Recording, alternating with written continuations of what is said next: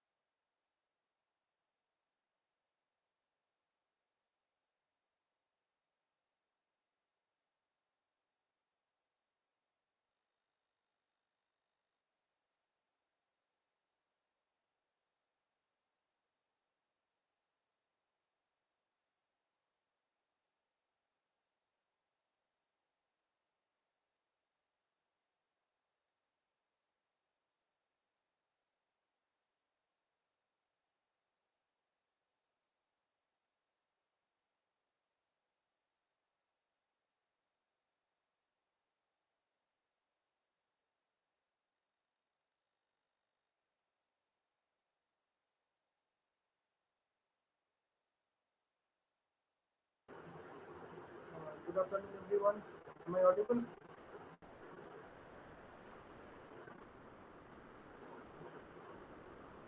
Hello. Sir, your voice is quite low. No. Just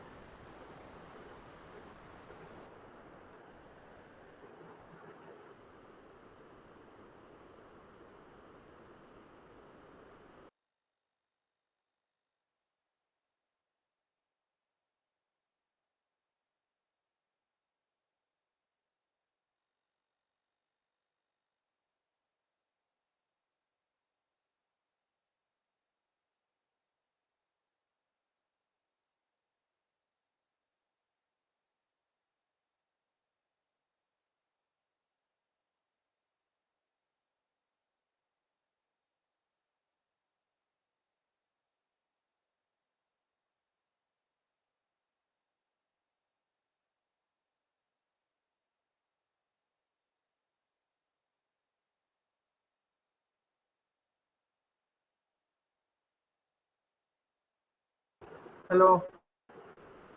Now is it okay? Yes, sir. Yes, sir. Okay. Okay. So of course, let me share the screen.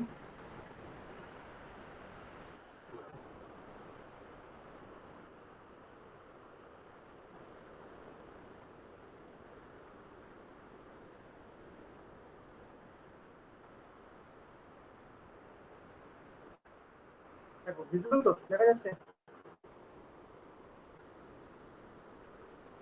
Yes, sir. So in the last class, I discussed about the steps for lithography, or specifically say photolithography. So let's enter into the little bit detail.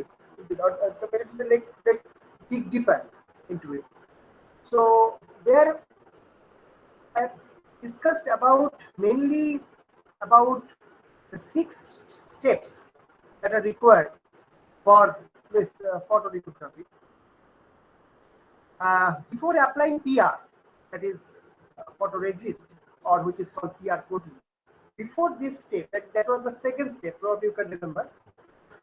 What you have to do, you have to basically go for pre-lithographic baking, or that is basically called the hardening of wafer, like roughly around 150 to 200 degrees centigrade, probably around 20 to 30 minutes, mainly to remove the moisture, okay, or you can say in other words, that means to dry it, to harden it. the surface of the wafer, so that the cohesion between the photoresist and the wafer actually increases. Because in the very next step, we are going to apply the PR. Now, so we will basically discuss a little bit regarding this pre-lithographic baking.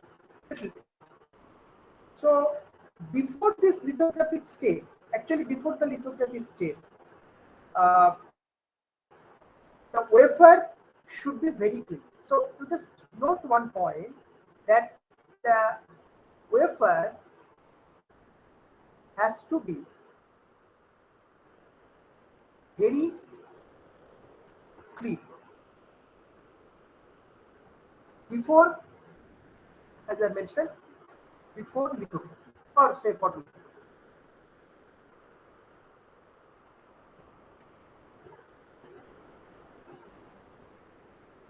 Okay, before photolithography. And not only it should be clean, but also it should be defect free. So you should write like this: clean and defect free. Defect free. This is basically the prerequisite or it is the condition that you have to maintain, that wafer has to be clean and defect free.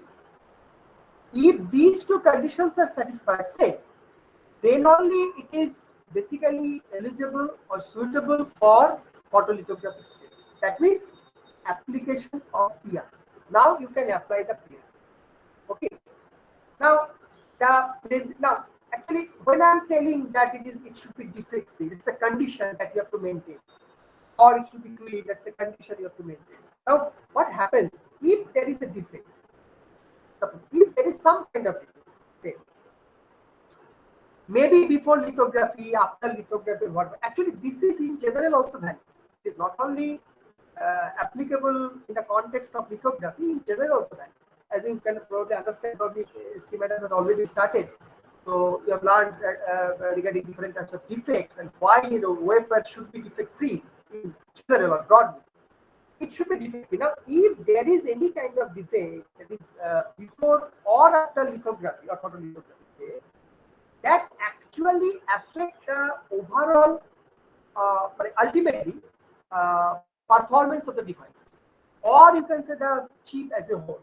I mentioned this point in one of my previous classes. Probably you can remember that suppose in a die you have billion plus components or say transistors mainly. If out of that one fails, the whole die or the chip will fail. So it is very, very critical thing.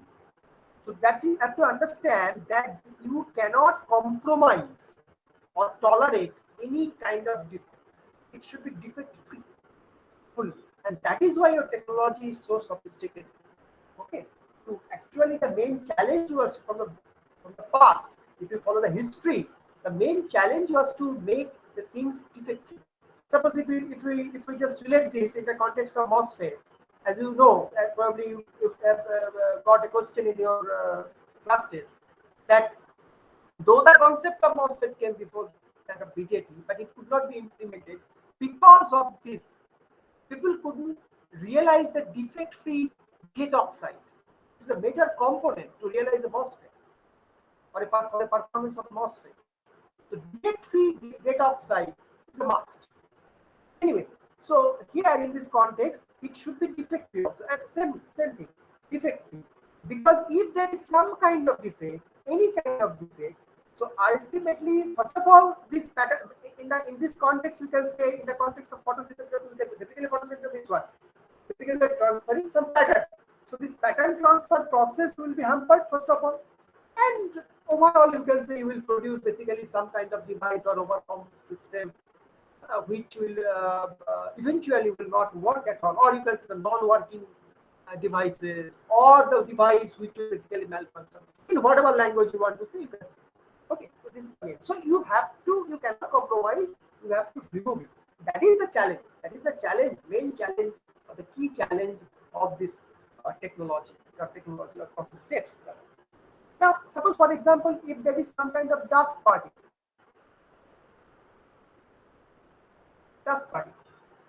Okay, that is a very thing.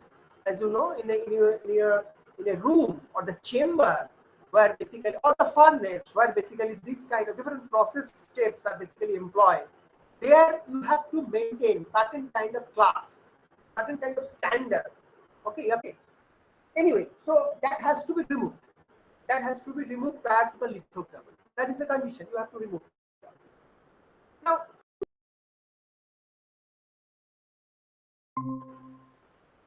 wash. Like আমরা বাংলায় বলি ধোয়া, ধৌত করো, ঠিক আছে? Washing. Sometimes. Now, washing means what? You cannot wash by any kind of tap water or the waters we use for our day-to-day life. You cannot use that, no? You know that. So you should be washed by, as you know, that is called the deionized water. So D or okay, let me write it. Ionized water, that in short people call DI water. Okay, it should be washed by DI water. So deionized water. Now the difference between this deionized water and the normal tap water is basically, as you can understand from the name, deionized, obviously the number of ions are much smaller than in cubic volume or something like that, or in 1 unit volume or something like that. Now the point is, when we people call it deionized water, obviously again it should maintain some kind of condition criteria. But normally, roughly, if we say that what is the difference between deionized water and your normal tap water? Okay, so mainly, as you can understand, as in the deionized water, the ions, the concentration of ions is very, as I mentioned, the number of ion per unit volume or something like that. So as the number or the concentration of ions is very small, obviously small means in comparison to the normal tap water. So that means obviously what? That actually results in what? Increase in the conductivity. Then in other words, you can say a decrease in the resistivity. Basically, when deionized water is compared with the normal tap water, so basically main difference comes in terms of the, or if you compare in terms of the resistivity, maybe the resistivity. So normal tap water, for normal tap water, obviously as ions are more, okay, ions are more.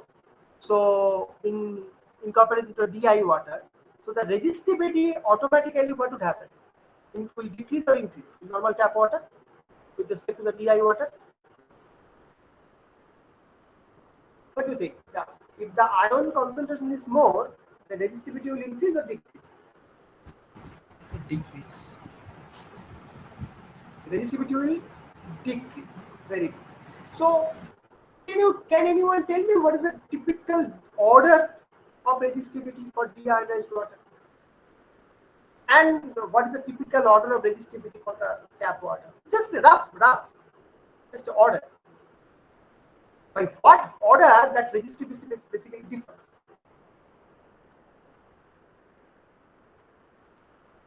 But what is the unit of resistivity, first of all? What is the unit of resistivity?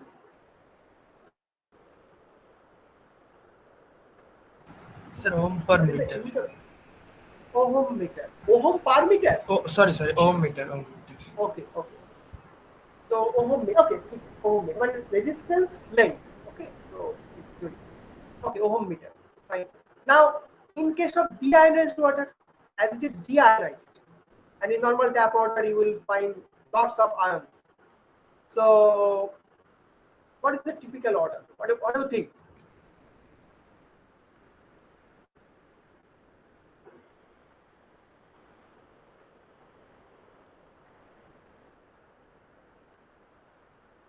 Any idea? Any just wild guess?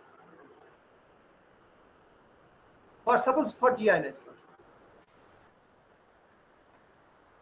for this, what is the order of resistivity?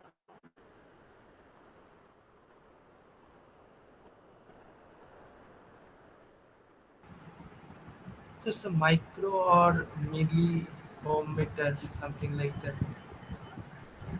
Okay, anyone else?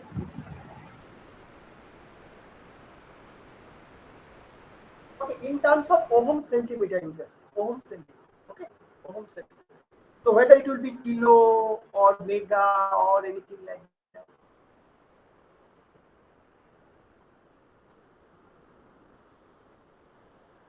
This is basically mega, of the order of mega ohm per centimeter. Sorry, mega ohm centimeter. And if you go to the, or if you characterize the normal tap water, probably of the order of kilo ohm centimeter. On an average, you can say almost kilo to mega. If we just take this just order, so probably three orders difference, if not. Okay, this is rough estimation. Just I'm telling rough or a kind of average order. Specifically, if you prepare and if you calculate, then you will find the exact value. But anyway, roughly, more or less three or more order of changes in the resistivity will be there if you go for the TR. So resistivity is the point is that resistivity is very high. Resistivity is very high. So current concentrated is very high. Anyway, so the point is that you have to wash it by the deionized water, and then followed by what you have to do after washing that. As you know, that you have to spin. This was spin drive. Spin drive actually. That means rotating, say the wafer uh, at a of the order of say uh, okay at a what is it at a few suppose few thousands RPM. As I mentioned in the last class, maybe 2000, 3000, 4000, 5000 typical. Okay. Then after that, you what is required is basically hot nitrogen blow up.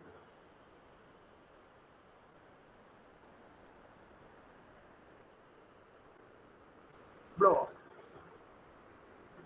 And then a dehydration,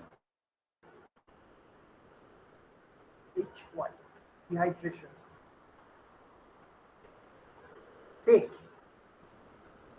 to remove uh, any say any excess excess your what is any excess moisture or water particle or something like that.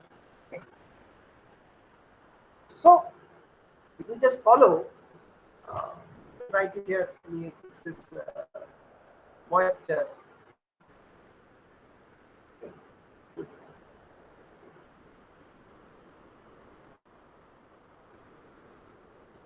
moisture, so say water particle. Something. So the main point is, see, actually what I mentioned in the last class, that is pre-lithographic baking or hardening of wafer. Basically, if you, as I mentioned, that look deeper, you will find within that step there are different sub-steps. This is not a single step, there are different sub-steps. What are the sub-steps? First, the main objective is to remove the, or better to say, to make the wafer defect-free and clean before applying PR. That is the objective. Mainly, that is mainly to remove the dark particles, water particles, etc., moisture, etc. So, first, what people do? People basically wash the wafer by deionizing.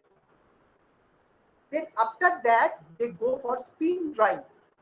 This is the drying, as you can understand from the word dry. Spin drying. You basically rotate it. Please note, this is not that spinning. What you apply means actually what we employ after applying the PR. That is also spin. This is another spin.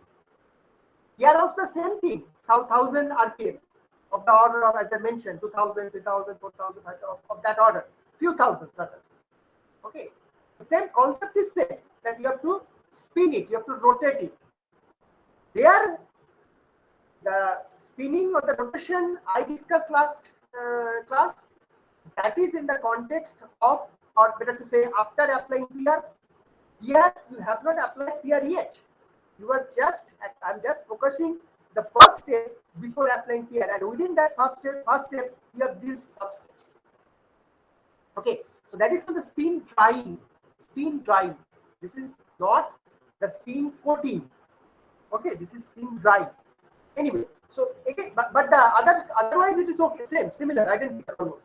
So you have to rotate the wafer with a few thousand RPM. They are also the same thing. That's why I mentioned 1,000 to 5,000, the typical order. They are also the same thing. That's the mention on the last one. Then you have to basically, in the hot nitrogen environment, you have to basically blow off. So that means hot nitrogen or nitrogen gas, which will be hot, that will basically blow the things off over the surface or from the surface of the wafer. Then the dehydration process. Dehydration process means that kind of baking. So basically to bake. Whatever excess amount of moisture or percentage of moisture or water particles is there, you have to basically. So these are the sub-steps which, as a whole, you can say it is called the first step. This is as a whole, is basically my first step before applying PR. This is as a whole. Okay.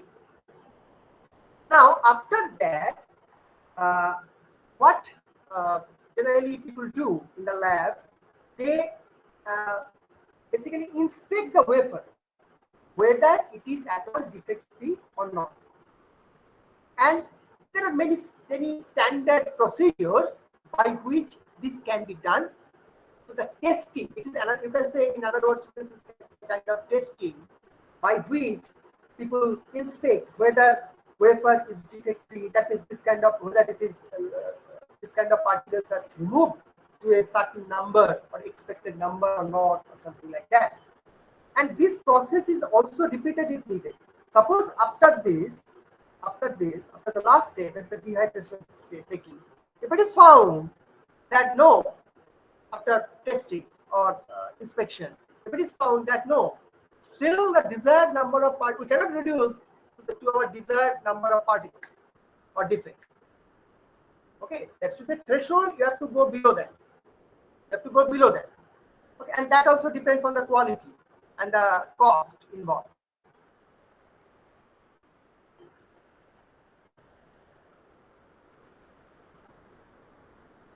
কেউ কি join করতে চাইছে?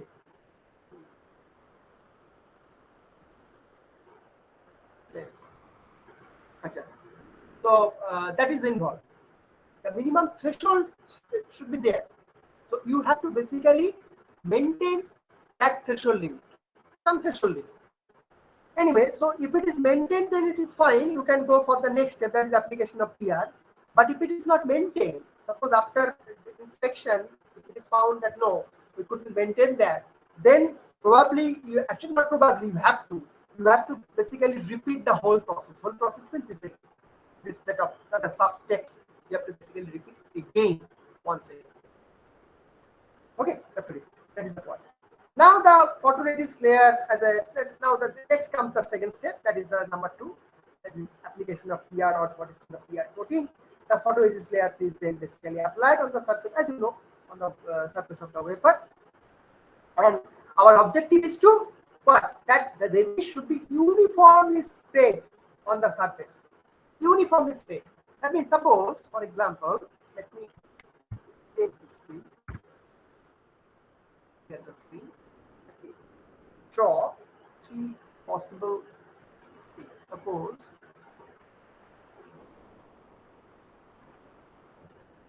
as you know, you have to basically dispense the resist on the surface of the wafer. So suppose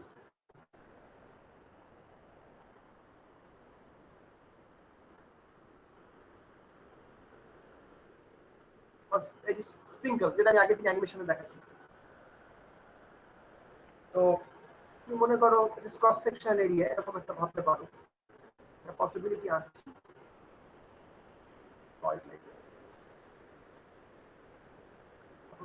wafer, and this wafer is basically held in a chuck.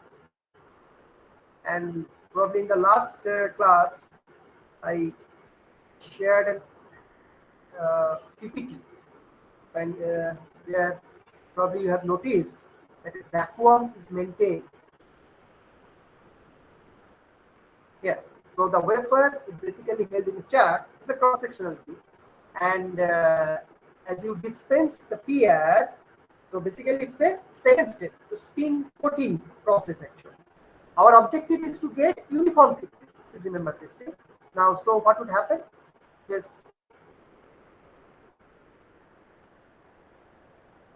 Just to try to recollect that animation. Last class I shared with you. It's something like that. Okay. They're basically dispensing. So dispensing.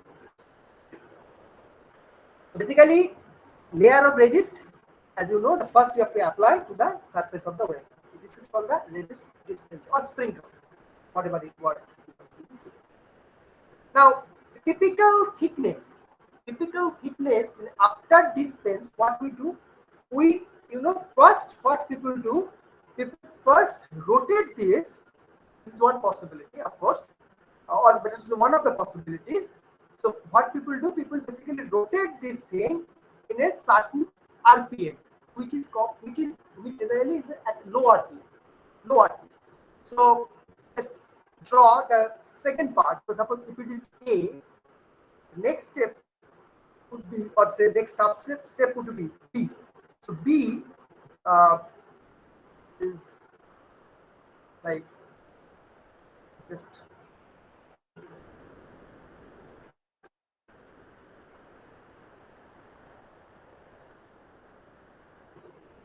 okay, so you have to rotate it at low RPM.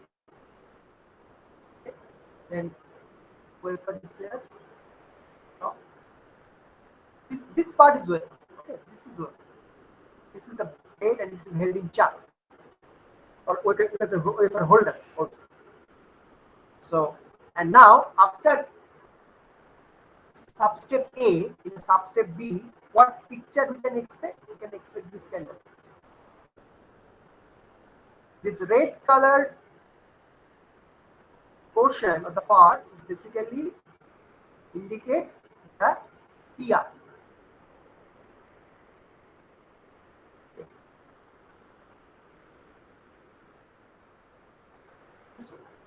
So this is a spreading. See, in the step B or substep B, after the dispense, actually resist spreads all over the wafer. So this is when this wafer, this portion is wafer.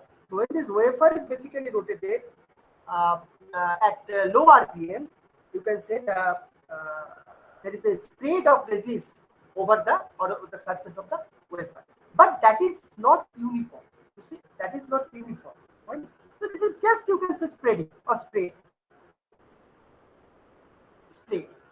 Then in substep C, what we'll do, we'll again increase the speed of rotation. So just to read out this part again, wafer,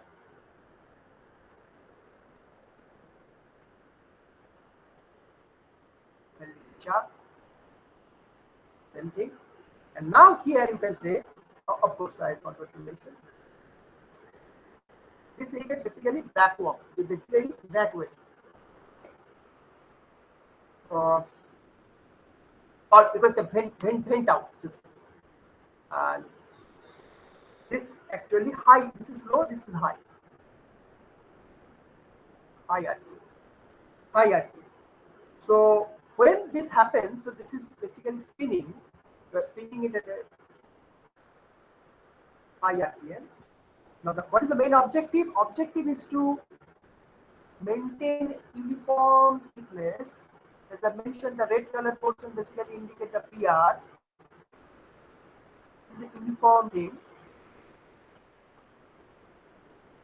Kind of, you can say, uniform thickness. and excess sorry excess portion will mainly what will happen? The excess portion will be removed, or excess means the excess resistance here will basically remove like this from all the edges. Okay, excess will be removed from all the edges because it's a circular. Actually, it's a circular, so I'm basically drawing a cross section. So as you can understand, from all the edges it will be removed, and thus we will get kind of uniform shape. This is step substep C. So mainly within that application of PR, that is second stage, basically there are three substeps, or you can divide it into three substeps. Okay, and this is very important because again our objective is to maintain a uniform thickness throughout the thickness of PR uh, throughout the way. That is our objective. And as I mentioned, the typical thickness probably ranges from from suppose 0.5 to maybe in some cases 1.5. Typical thickness of the PR after the spin. Okay, this is called spin coating. Spin coating. Okay, this is the basically the three figures you can say. From this figure, from you can understand actually what happens. First, you dispense it mainly at the center, like this. The photoresist initially dispensed into the wafer, mainly at the central point, mainly of the wafer. This is people sometimes call it static spin coating. Static spin coating, because everything is at a static condition here. You see, this is neither this is rotating, not this edge is rotating, nothing is rotating. So it is basically everything is a static condition. Thus, these things actually being dispensed onto the wafer. That's all. Sometimes people call it static spin coating, different name. Now, then, as I mentioned, it is held in the vacuum chamber to prevent any kind of motion, unnecessary or unwanted motion. Because after all, it's whenever you will go for the movement, it's a mechanical thing, as you can understand. So vacuum is maintained to hold everything tight. And of course, another point is that again, if you do not maintain the vacuum, then obviously some kind of unwanted contaminants or foreign gaseous elements enter and disturb. Anyway, so then the chart in the next basically as it is mentioned, low RPM, it is slowly rotated. The main objective here is to spread it or allow the PR to spread. Okay, to spread on the surface. Now, please note in the second substep, that is a B, the layer is not uniform. Please see the figure. When you draw it in your answer sheet, if this kind of question comes, then you have to maintain this thing that it is not uniform yet. It is just a spreading, fine. So it is not uniform. So your figure should indicate that thing.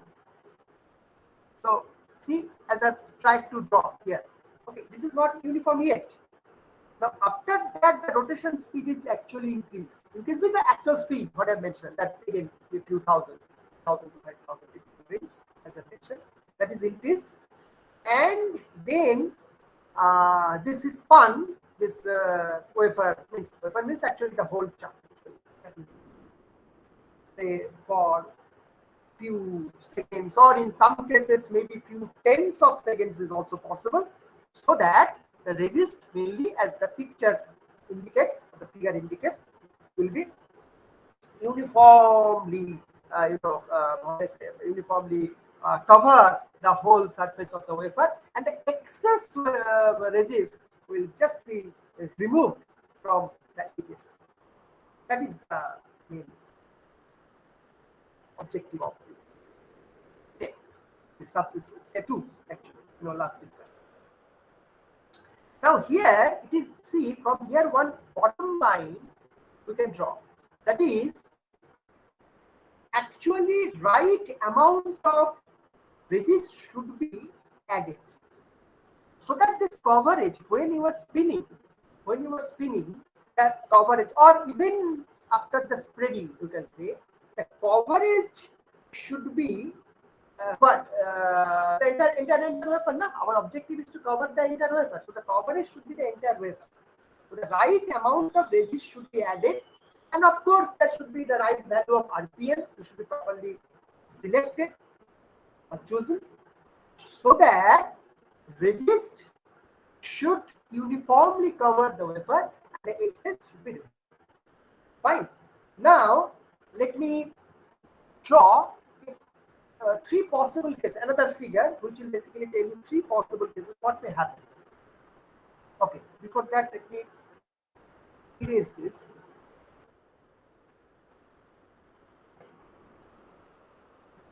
Say, let me draw three possible cases. That is the coverage. Okay, coverage. Now, suppose this is a top view of a wafer. The top view of a wafer. Otherwise, a circular disc, as you know.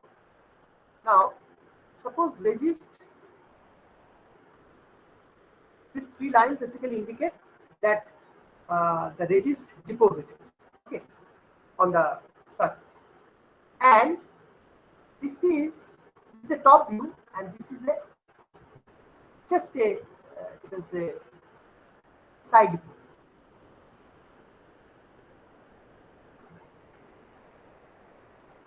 The cross section area of the wafer, and it is something like that.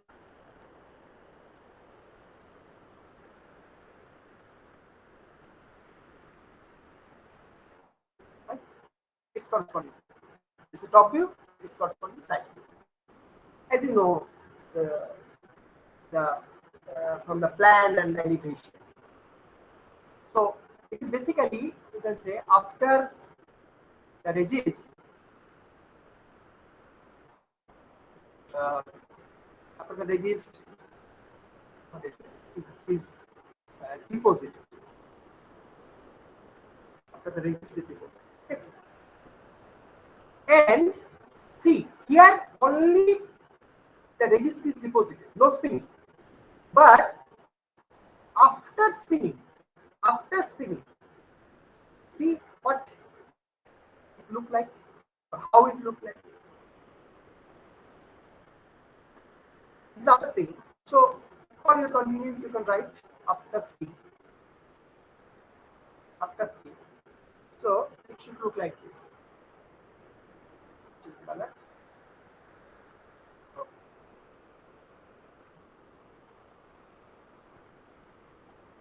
This hashtag mainly indicates the area covered by the PR. See, whole wafer, you cannot say the whole wafer is covered or uniformly covered by the PR, even after spinning. So here, in this first picture, you can say it is kind of insufficient. So insufficient, as I mentioned, na, the amount of resist that is what you are going to add, that is important.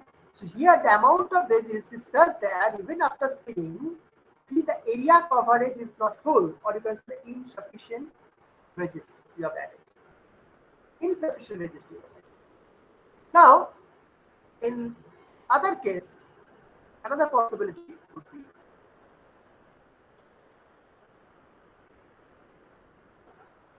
this. Same stage after resist deposited, and its cross-sectional view may be something like this.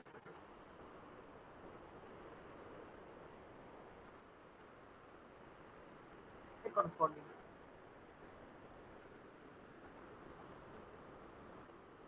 the resist after it is deposited, and after spinning, probably you are going to get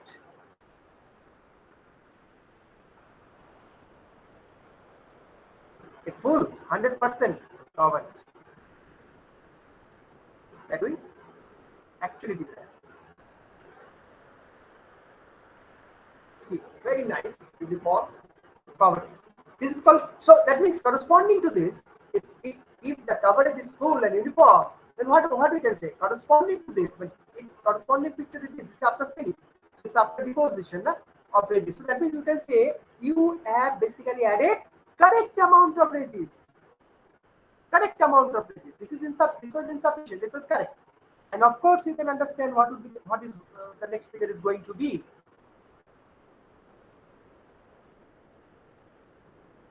This again, just after positive hashed lines, actually, this the diagonal lines basically indicate the resist. Corresponding cross-sectional view maybe this.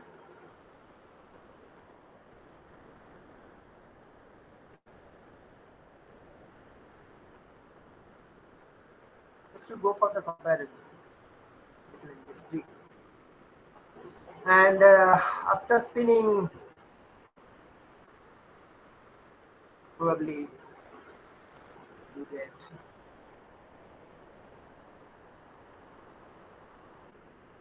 this kind. Okay.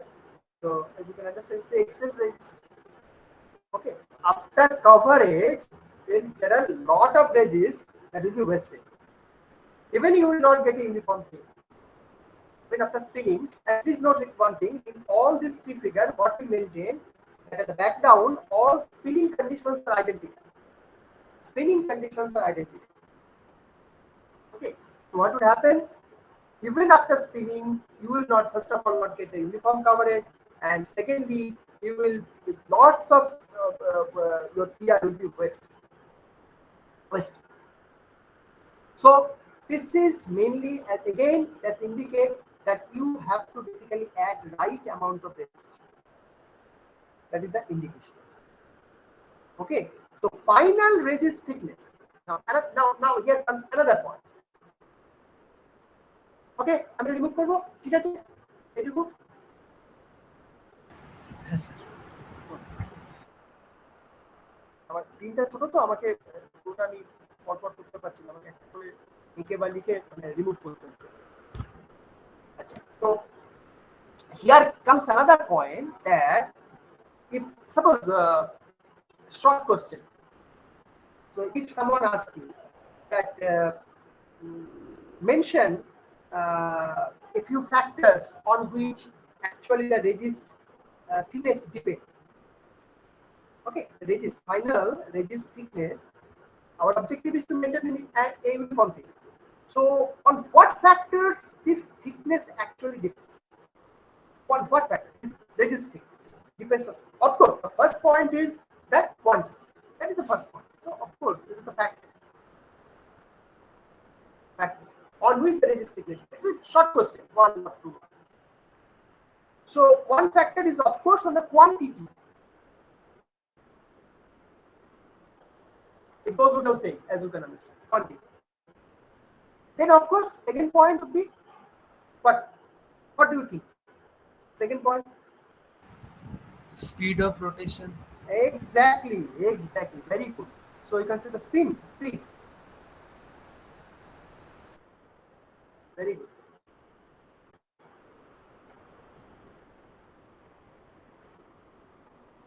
You recall your concept of physics in your BSc or BTech days, probably you have learned, or in your first year class.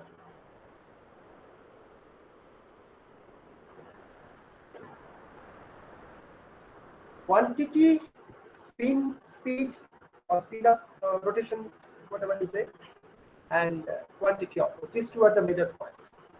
Other than that,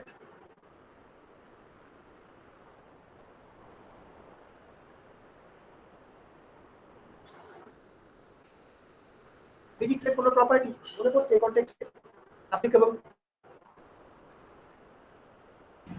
Something related to surface tension. Very good, excellent. কে বললে নামটা বলো? Sir Shayan নদী। অসাধারণ, thank you. Surface tension, very good, এটাই শুনতে চাইছিলাম। Surface tension, ঠিক আছে। আর একটা পয়েন্ট তুমি ইয়ে করতে পারো, সেটা হচ্ছে যে দেখো এটা তো বেসিক্যালি তোমরা জানো, আমি আগের দিন তোমাদের বলেছিলাম যে এটা তো একটা organic material, photo emulsion kind of.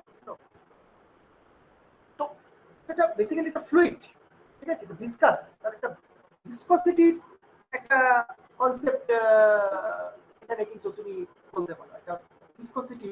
হ্যাঁ, মানে অনেকে থেকে ভিসকসিটি সারফেস টেনশন একসঙ্গে অনেকে বলে, যাই হোক, তো সারফেস টেনশন বলেছো ঠিক আছে, এখানের মধ্যেই ওটা রিলেট করে নিতে পারবে, বাট এনিওয়ে আমি জাস্ট আর স্পেসিফিক্যালি মেনশন করে রাখলাম ভিসকসিটি, কারণ ভিসকাস ফ্লুইড, তো একটা ভিসকাস ফোর্স আছে, তো সেই কনটেক্সটে দেবো। আচ্ছা, আরেকটা যেটা পয়েন্ট সেটা হচ্ছে দ্যাট ইজ বেসিক্যালি তোমাদের একটু মনে করে, আমি একটু তোমাদের মনে করে আফটার পিয়ার what was our third step that you mention.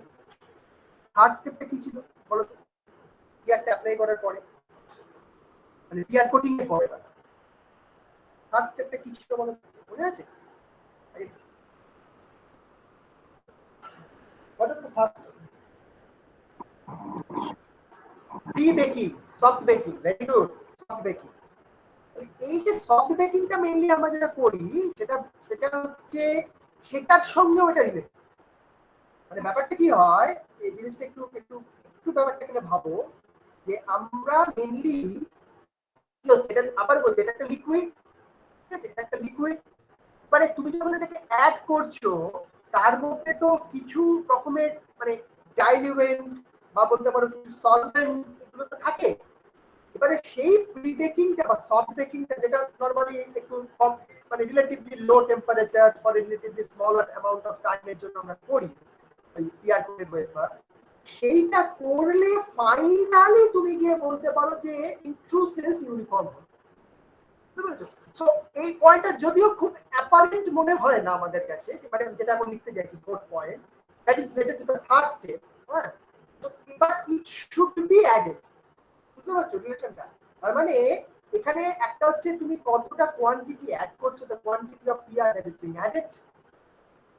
এটা সেকেন্ড হচ্ছে যে স্পিন অফ রোটেশন বা স্পিন স্পিড যাই বলো, হ্যাঁ, বা রোটেশন স্পিড যাই বলো, সেটা হচ্ছে কত আরপিএম তুমি ঘোরাচ্ছ, কত স্পিডে ঘোরাচ্ছ। এটা third point of course surface tension, viscosity, এগুলোর সঙ্গে related.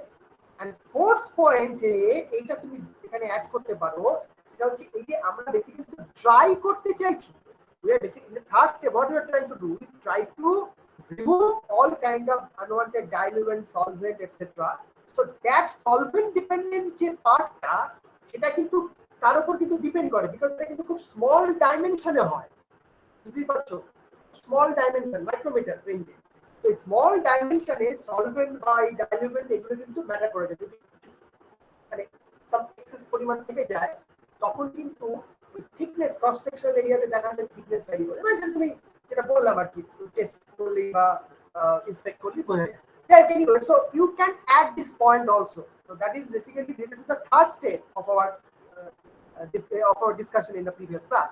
So that means you can say it is basically কি বলবো এটাকে, তুমি বলতে পারো ড্রাইং ক্যারেক্টারিস্টিক্স, ড্রাই মানে যে ড্রাই করছো আর এমন তো ড্রাইং ক্যারেক্টারিস্টিক্স, ঠিক আছে, মানে সলভেন্ট ডিপেন্ডেন্ট যে পার্টটা সেই পার্টটা আমি লিঙ্ক করতে চাই, ঠিক আছে। আমি সেজন্য মানে তোমাদের বলে না, তোমাদের মতো করে লিখে নিই ওই জায়গাটা 4 নম্বর পয়েন্টটা, জাস্ট তোমাদের রিলেট করে।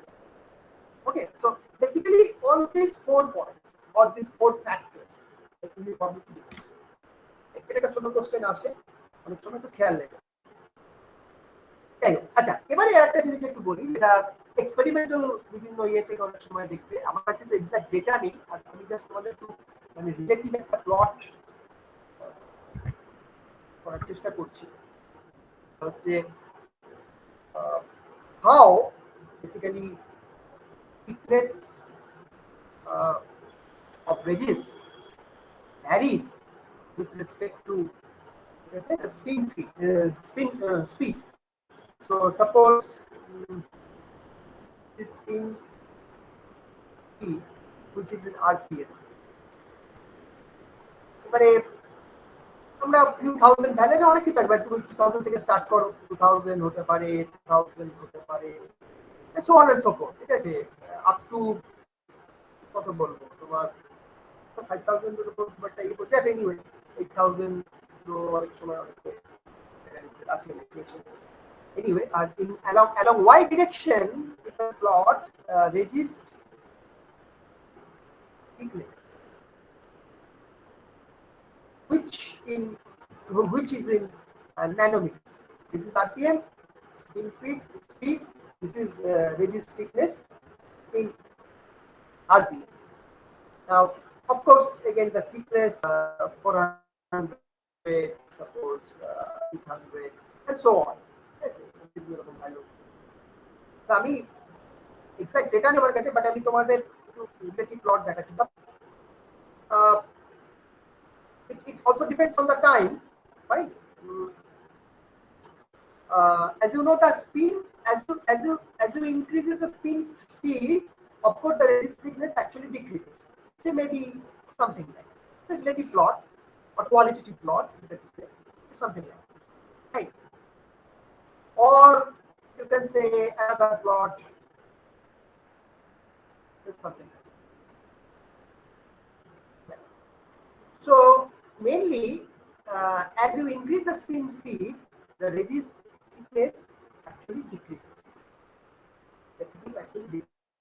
Now, it also depends that for how long you are basically spinning it. So that also depends on the time, the time factor. So you can draw also different family of cards, rather, and everything depends on the time. What the time required, or the time basically you are giving for this operation, for this function. So also, it also depends on that. So mainly time is the parameter here. So if you vary the time, probably this card will change this to this or this or this. So it's a relative thing, just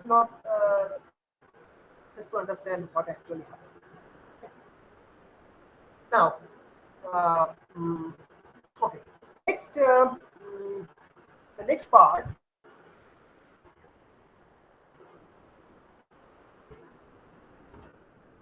Next part. mm, As I already mentioned, that one of the possibilities I discussed regarding application of PR and other things. So there broadly there might be two kind of possibilities. Broadly there might be two kind of. Let me first draw the figure, then um, I'm going to discuss.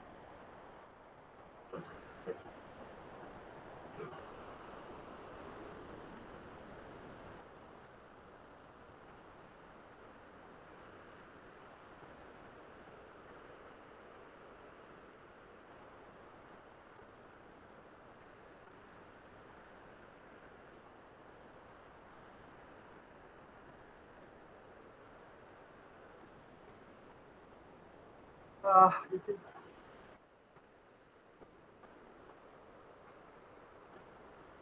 one here. Uh,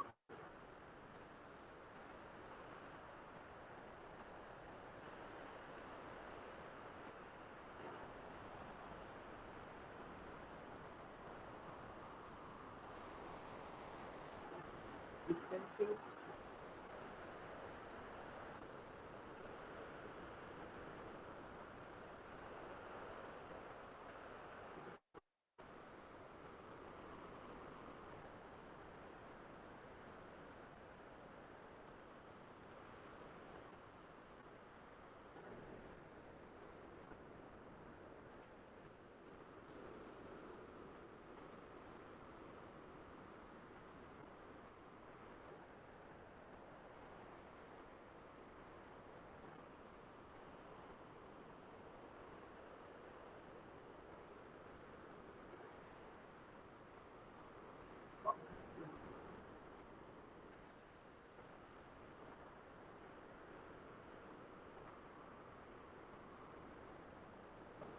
I've done a mistake.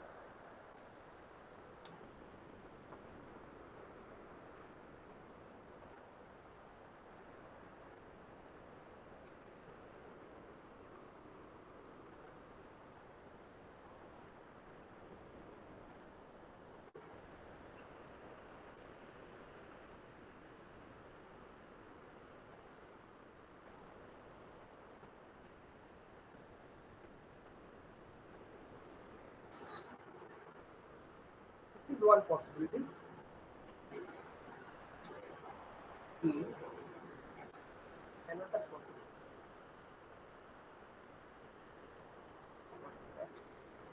Let me first draw it.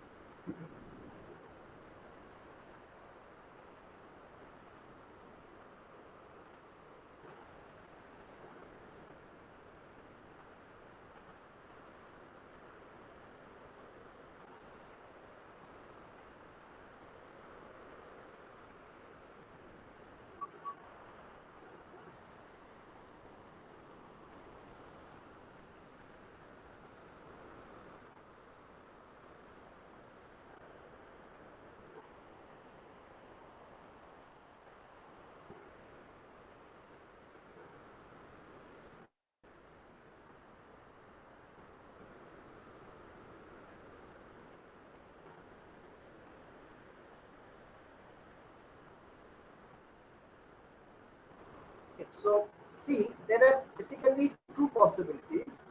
In one possibility, that is in the first case or A, case number A, you see here the wafer is basically rotated. Look at here, no idea. Wafer is basically rotated at a slow speed while the resist is dispersed or dispensed. Okay, please note in one of the previous figures, I basically mentioned three substeps. In A, substep A, a layer of resist was first applied, probably just to check on the wafer that or dispensed on the wafer, and everything was static. That is called the static spin coating. And substep B, the wafer is rotated at a low RPM, and that would be a spread of the resist over the wafer, but that was non-uniform. And after that, we increase the speed of the wafer or rotation speed of the wafer and spun at a high RPM to so that the uniform coating is also obtained and the excess resist is reduced.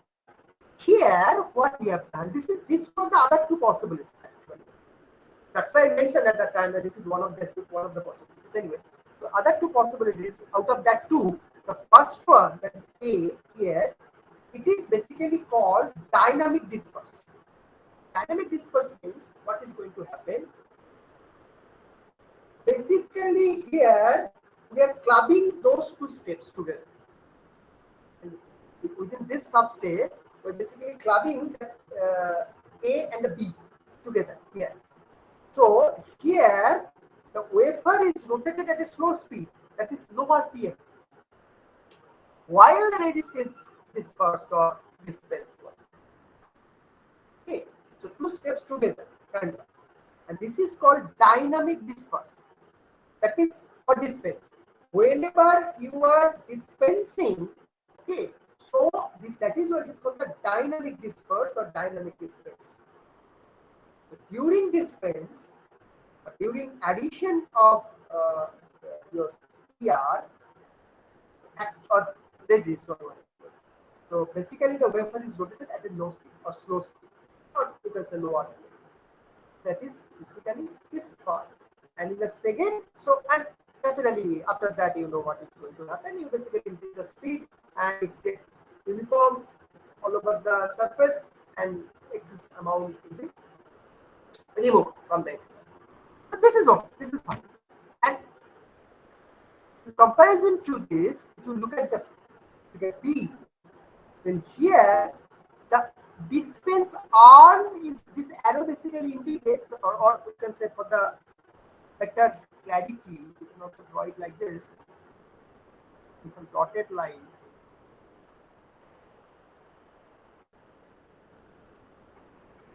That is the arm will be moved here, or you can say the arms at some point was there. It is basically moving. That will indicate the movement. Initially it was there, now it is here. After that it will be here. Something like so. This, that arm itself is moving on the wafer, but wafer is not being rotated. Let's look at the difference. Here the arm itself is moving. Here arm is fixed, static. But when the PR is added, at that time the wafer is being rotated at a low speed, of course, but it is rotated. That is what is called the dynamic disperse or disperse. But here in the next, the B substep, sorry, in the figure B, the arm itself is rotating. I should not say rotating, it is moving. It is not a circular motion, I'm sorry. It's a linear motion. Arm itself is rotating or distance. Taking what taken applicable. Rotate question again, it's basically moving. Right, it's moving. And next step is quite common and quite obvious, this is okay.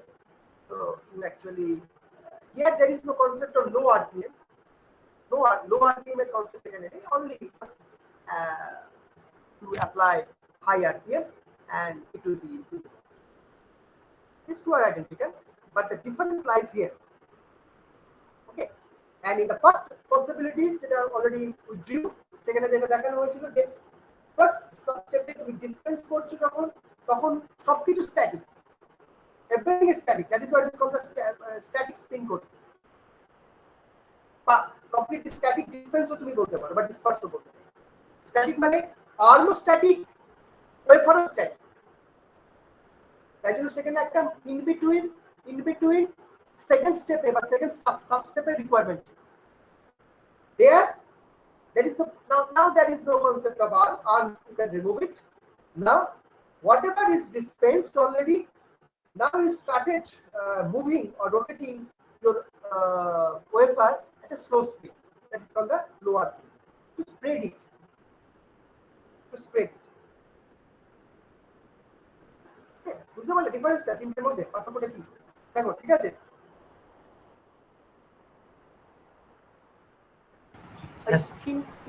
তিনটে possibilities, বুঝতে পেরেছো? তিনটে পসিবিলিটির মধ্যে দিয়ে যে কোনো একটা তুমি অ্যাডাপ্ট করতে পারো এবং মেনলি ইউনিফর্ম তুমি থিকনেস পাবে।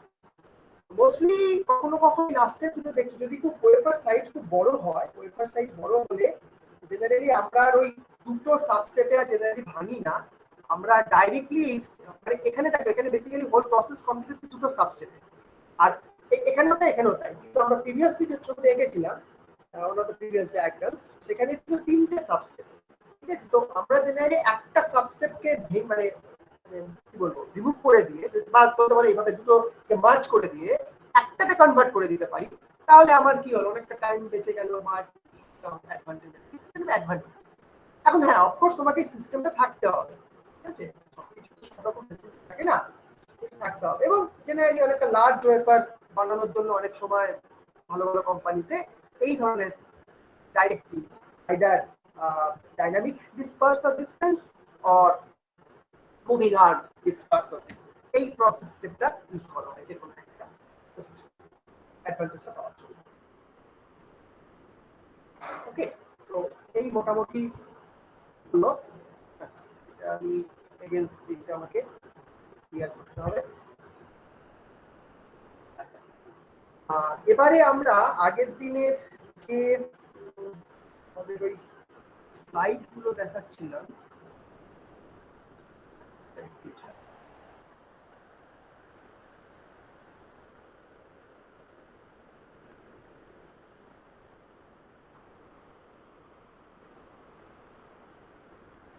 আচ্ছা স্লাইডটা কি দেখতে পাচ্ছ? আগে বলো। না স্যার। পারছো না?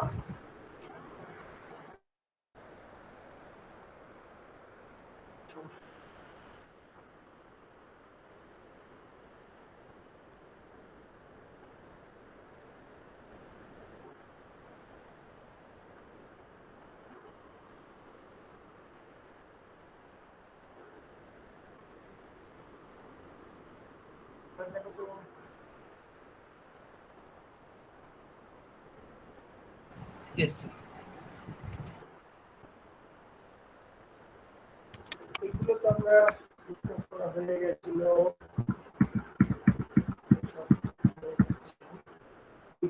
আসছি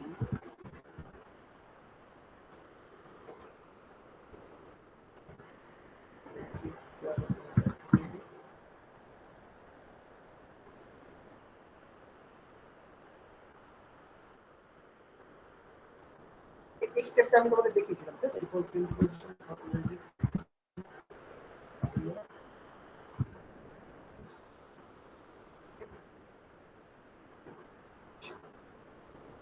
হয়েছে।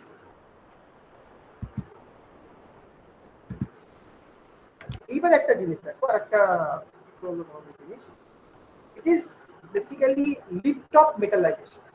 আগে অ্যানিমেশনটা একটু দেখো, আমি যেটা দেখাচ্ছি তারপরে বলছি। অ্যানিমেশনটা একটু ভালো করে ফলো করো।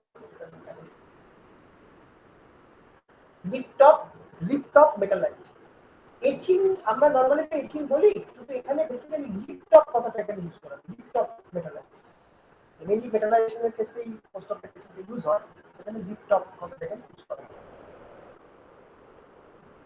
দেখো, good. Substrate, starting with the substrate. Shokili cross-sectional view. Again, this is cell deposited film. It may be anything, as you know, maybe SiO2, maybe SiO4, like that. Then applied PR. See, PR. Follow. Pre-bake. Okay. 10 to 30 minutes. এটা আমরা normally বলেছিলাম। Less than 100 degree centigrade. এটা মাথায় রাখবে। 80, 90 এরকম রেঞ্জে থাকে। Pre-bake হলো। Mask align. মাস্ক অ্যালাইন করলে এটা হচ্ছে সেই ফটো মাস্ক বলো বা মাস্ক বলো, যাই বলো, মাস্ক অ্যালাইনমেন্ট। এবার দিস এক্সপোজার টু লাইট। এইবার ডেভেলপমেন্ট অ্যান্ড অ্যাশিং। ওই সেই ডেভেলপমেন্ট মানে কোনো একটা কেমিক্যাল দিলে একই প্রসিডিওর, রিমুভ করে দিল। আর এখানে কিরকম শেপটা তৈরি হলো লক্ষ্য করো। এই শেপটা কিন্তু খুব ইম্পর্টেন্ট। এই যে শেপটা তৈরি হলো, যেখানে যে শেপটা তৈরি হলো, আমি আপনাদের আরেকবার দেখাচ্ছি। এই ফটোরেজিস্ট করলো, আচ্ছা আমি এখান থেকে দেখে ফটোরেজিস্ট, মাস্ক অ্যালাইন হলো, এখানে মাস্ক অ্যালাইন হলো। After that exposure two light. এইবারে এক্সপোজার টু লাইটের পরে আমরা কি করব?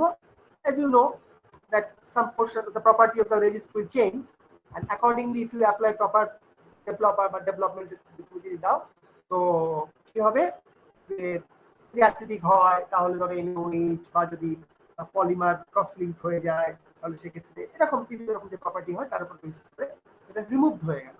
রিমুভটা হয়ে শেপটা কিরকম নিল দেখো, দিস ইজ ইম্পর্টেন্ট। ওকে, এবার করলাম অ্যাড, মেটাল অ্যাড করলাম। কিন্তু মেটাল অ্যাড করার ফলে জিনিসটা কিন্তু ইন্টারেস্টিং হলো, এবারটাকে তুলে দিলাম, রিমুভাল অফ দ্য রেজিস্ট। দেখো কি পেলাম, দিস ইজ কল্ড, আচ্ছা this is called lift off metallization. কি হলো অ্যাকচুয়ালি, আবার আমি ব্যাক করছি, আগে জিনিসটা ভালো করে দেখ। এই অবধি ঠিক আছে, কমন, এর মধ্যে কোনো কনফিউশন নেই। আই থিঙ্ক এক্সপোজার হলো ডেভেলপমেন্ট। ডেভেলপমেন্টে একটা ইন্টারেস্টিং জিনিস এখানে লক্ষ্য করার মতো, এটা হচ্ছে এখানে যদি খুব ভালো করে লক্ষ্য করো। আচ্ছা ভাই, এখানে একটা কথা বলে রাখি যে লিফট অফ, যদি আমরা in the context of metallization we are basically saying lift off mechanism. Basically lift off refers to, মানে আমি কি বলবো, any kind of process of exposing kind of pattern into the photoresist. Anything হতে পারে, photoresist or some other material. It may also be some other material.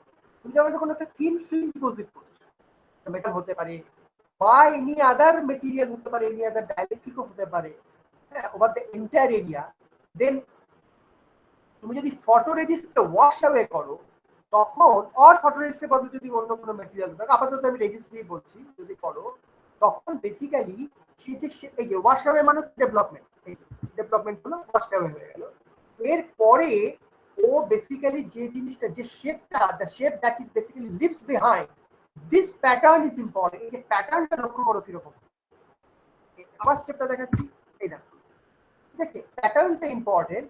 এই প্যাটার্নের উপর base করে এবার যখন তুমি মেটাল এর উপর ফেলবে, এই কনটেক্সটে যখন মেটাল, ঠিক আছে, তুমি যখন ফেলবে তখন মেটালে যখন ডিপোজিট করতে যাবে কি, বিকজ অফ দি শেপ, যখন তুমি মেটাল ডিপোজিট করছো উপর থেকে, ভালো করে ব্যাপারটা বলছি, মেটাল ডিপোজিট হচ্ছে, তাই তো, সব থেকে ইউনিফর্ম, কিন্তু এখানে শেপটা already pink colour region, what is the shape of the pink colour region? It's kind of at the top, লেন্থটা বড়, as you are going downward, লেন্থটা ছোট। So that means it's, as you are moving down from the top or from the surface, এই ফিগারটা ভালো করে লক্ষ্য করতে হবে। As you are going down or moving down from the surface, as you are moving, so basically what is going to happen? Etching or this removal is more. Removal is more here than here. That is why you are getting this kind of shape. So this shape basically results in this kind of deposition or metallization. এখানে এমন আমি metal deposit করব, মানে মেটালটা deposit করতে গেলে কি হবে, সুবিধাটা আমার কি হচ্ছে, যে যখন when I am depositing the metal, the portion that is basically covered by this pinned region, see this triangular region, look at this triangular region, this triangular region, this triangular region, this triangular region, this is basically shaded or covered. When metal will come, this cannot come here. When metal will be deposited, the deposited metal cannot come here because this, the base of this triangle, this white portion, see, try to draw a triangle here, this one, okay, the base will basically unobserved by the metal, but you cannot see it because of this shape, because of this shape, and this is basically the lid top. So how nicely metal can be deposited without taking the help of etching process. Otherwise, what would have to happen, or what process we have to adopt? We have to adopt the stereotype process, that is typical etching. Now in etching, what we do, we can get this final structure via etching also. Simple lithography and etching, we can get this kind of structure. This kind of structure is what? See, for this region the metal will be there, for this region the metal will be there, for the rest of the region there will be no. That is the pattern. What do you want to get? Okay. Now the point is, we can get this pattern just by simple stereotype etching process. Etching process. So basically, what is going to happen? You have to basically convert or transform a pattern on this, and metal will be deposited everywhere. And depending on the pattern, first what would happen? Metal will be deposited everywhere. Metal will be deposited everywhere first. Now again, you have to apply some kind of mask or PR or whatever. Then based on the pattern of that, from some portion the metal will be etched out, from some portion the metal will be there or remain. But we are not doing that. We have not deposited metal everywhere uniformly first. Okay, we have not deposited everywhere. In the litho procedure, the material is only deposited at the sites which are not protected by the resistor.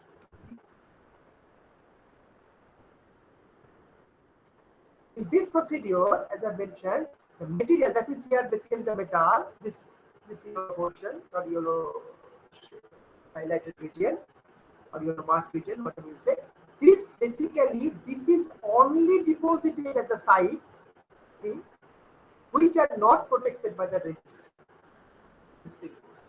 This region is not protected, but this region is protected, this region is protected, this region is protected, this is protected, this is protected, this is protected, this is protected. So only by patterning the mask in a particular way, kind of what people call is undercutting. This is called undercutting because you are cutting more than what is required.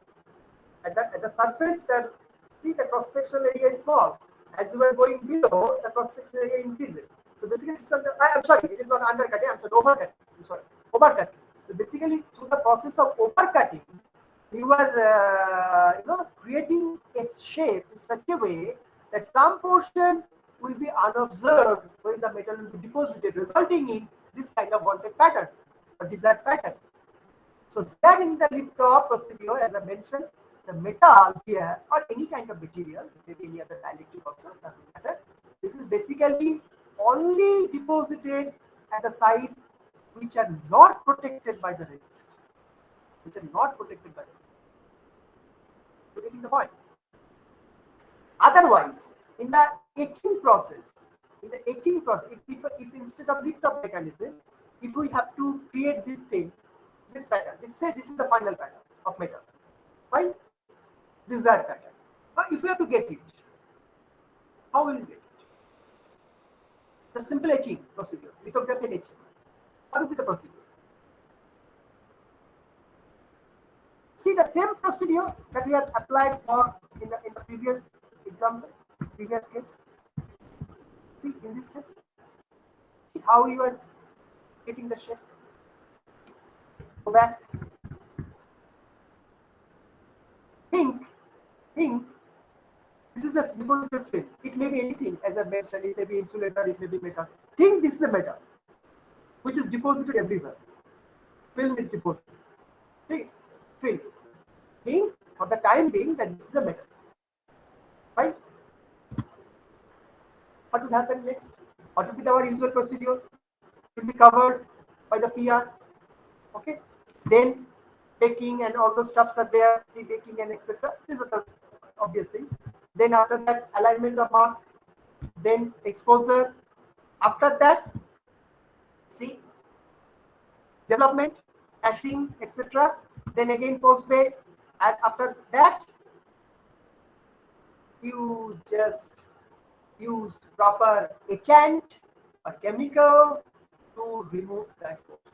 And finally, you remove the PR. Then you will get this kind of shape. Here, just to think, this hashed portion is metal. Metal on the semiconductor. The hashed portion metal. So here we are also getting the same kind of shape. Some portion metal is there, some portion metal is there, some portion metal is there, but rest of the portion there is no metal. So this is the usual procedure of getting any kind of pattern, say metal, or any kind of insulator, or dielectric. But in the immediate next example case, here the case is different. Here we actually pattern the PR in such a way that when we are depositing metal, it's by default. By default, it takes this kind of pattern or shape. That means it is to be only deposited at sites or the locations where it should be, and not on those sites where it is protected by the PR or photoresist. This happens due to this nature, this overcutting of PR. This kind of things happen because this portions are basically covered by this peculiar shape of this PR. This only happens due to overcutting. Whenever, because here in this case, development phase, what is going to happen when you are basically removing the PR in such a way that you will get this kind of shape.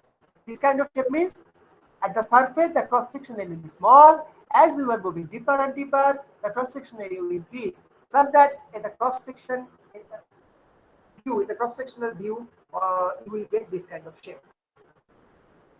Naturally, when you deposit something, automatically this from that you can draw some straight line for the better understanding.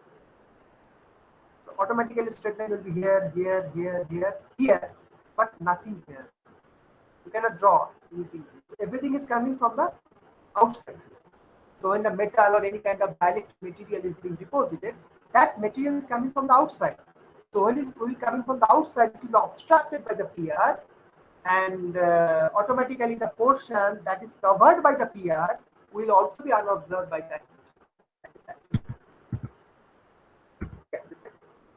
Then you remove it. Finally. You can change your pattern according to the you can change this metal deposition as per the required pattern, and accordingly you can first of all accordingly you can make this pattern in your PR first, then following the PR pattern, ultimately or subsequently you will get the pattern of the metal. That is up to you. I mean, up to you means as per the design.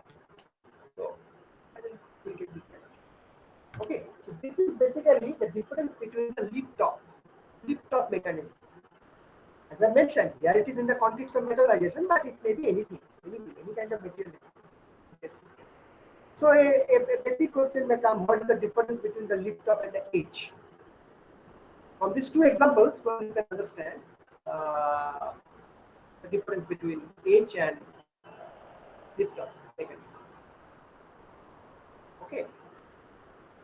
The structuring, whenever you can get some kind of pattern or structure by etching, it is done via partial removal of a full surface that is coated of uh, that material, okay, through a resist. First, we have to deposit everywhere. To etch something, you have to first deposit. That is the full coverage. You have to, the surface has to be fully coated. Please note this point. For etching to happen, that material should cover the whole surface, whatever the material it may be. Maybe metal, maybe dielectric or anything like that. The whole surface of the substrate should be coated or covered by uh, that material. Of course, through mask, that is obvious, quite obvious, through mask. That should be coated first. After that, you will selectively remove, or what I say, etch.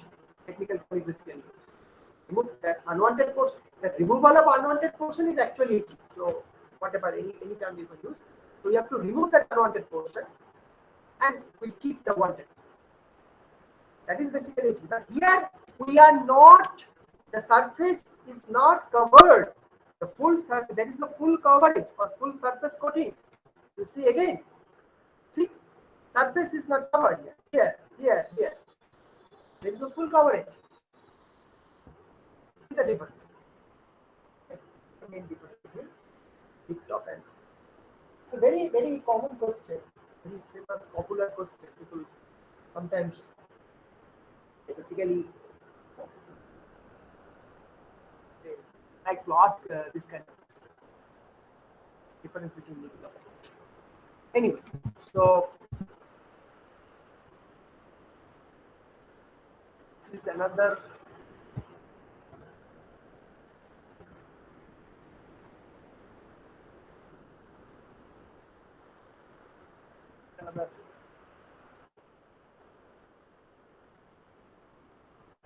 effect using negative mask.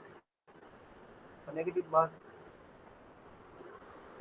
PR, exposure, positive side, wall side, etc. This is the same concept.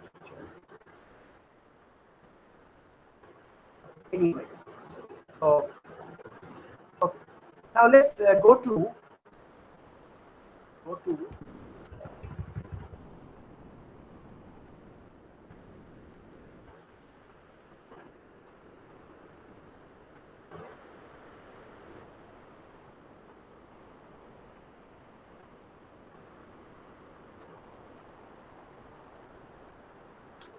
see. There are basically three kinds of exposure system. Okay. So after developing the concept of what is lithography, or better to say photolithography, now let me discuss uh, three types of exposure system or three types of printing technologies that actually exist from previous or past, present. First one is the contact printing, then the proximity printing, and then the projection. And in the contact printing and the proximity printing, as you can understand from this line, it is a 1:1 exposure system. It's another name of contact printing and proximity printing. Because in the contact and the proximity printing, this is a is the feature associated with these two kinds of printing system or exposure system. 1:1. 1:1 means exactly what is there in the mask or in the photo mask will be printed or transferred to the or on the surface of the wafer. Same size. What is there in the photo mask is basically same thing, same image will be transferred to the wafer. So that is why it's the 1:1, right? 1:1. The same pattern will be transferred. But in case of projection, as you can understand from the term projection, you are projecting something. So in the mask, you have drawn something bigger. And on the wafer, on the semiconductor surface, you are basically projecting it at a smaller area or smaller dimension. That's called the projection. Projection. It may be 4 times, 5 times reduction, or even more. See, 4 to 5 or even more. Just let me share another slide. This slide, you can see.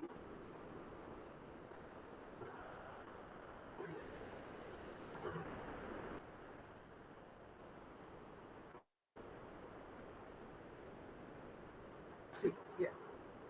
Here also. Techniques: contact, proximity, projection, same thing. So just see resolution of the UV light. So resolution is less than 5 nanometer. Here resolution is of the order of 1 micrometer, and here resolution is less than 200 nanometer. These are the resolution associated with different So types we are of. seeing the previous slide. Now, No, sir, that 1:1 exposure and okay, 4x or okay, 5x okay, resolution. okay. Stop. I have shared the whole screen.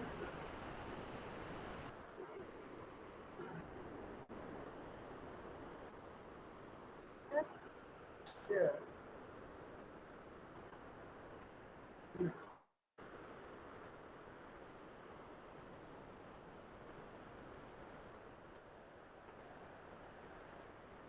Is it visible now?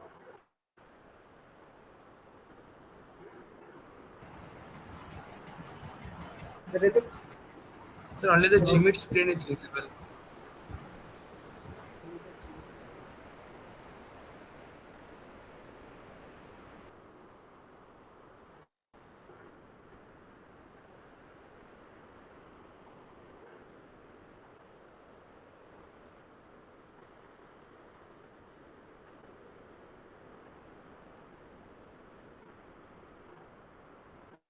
Now,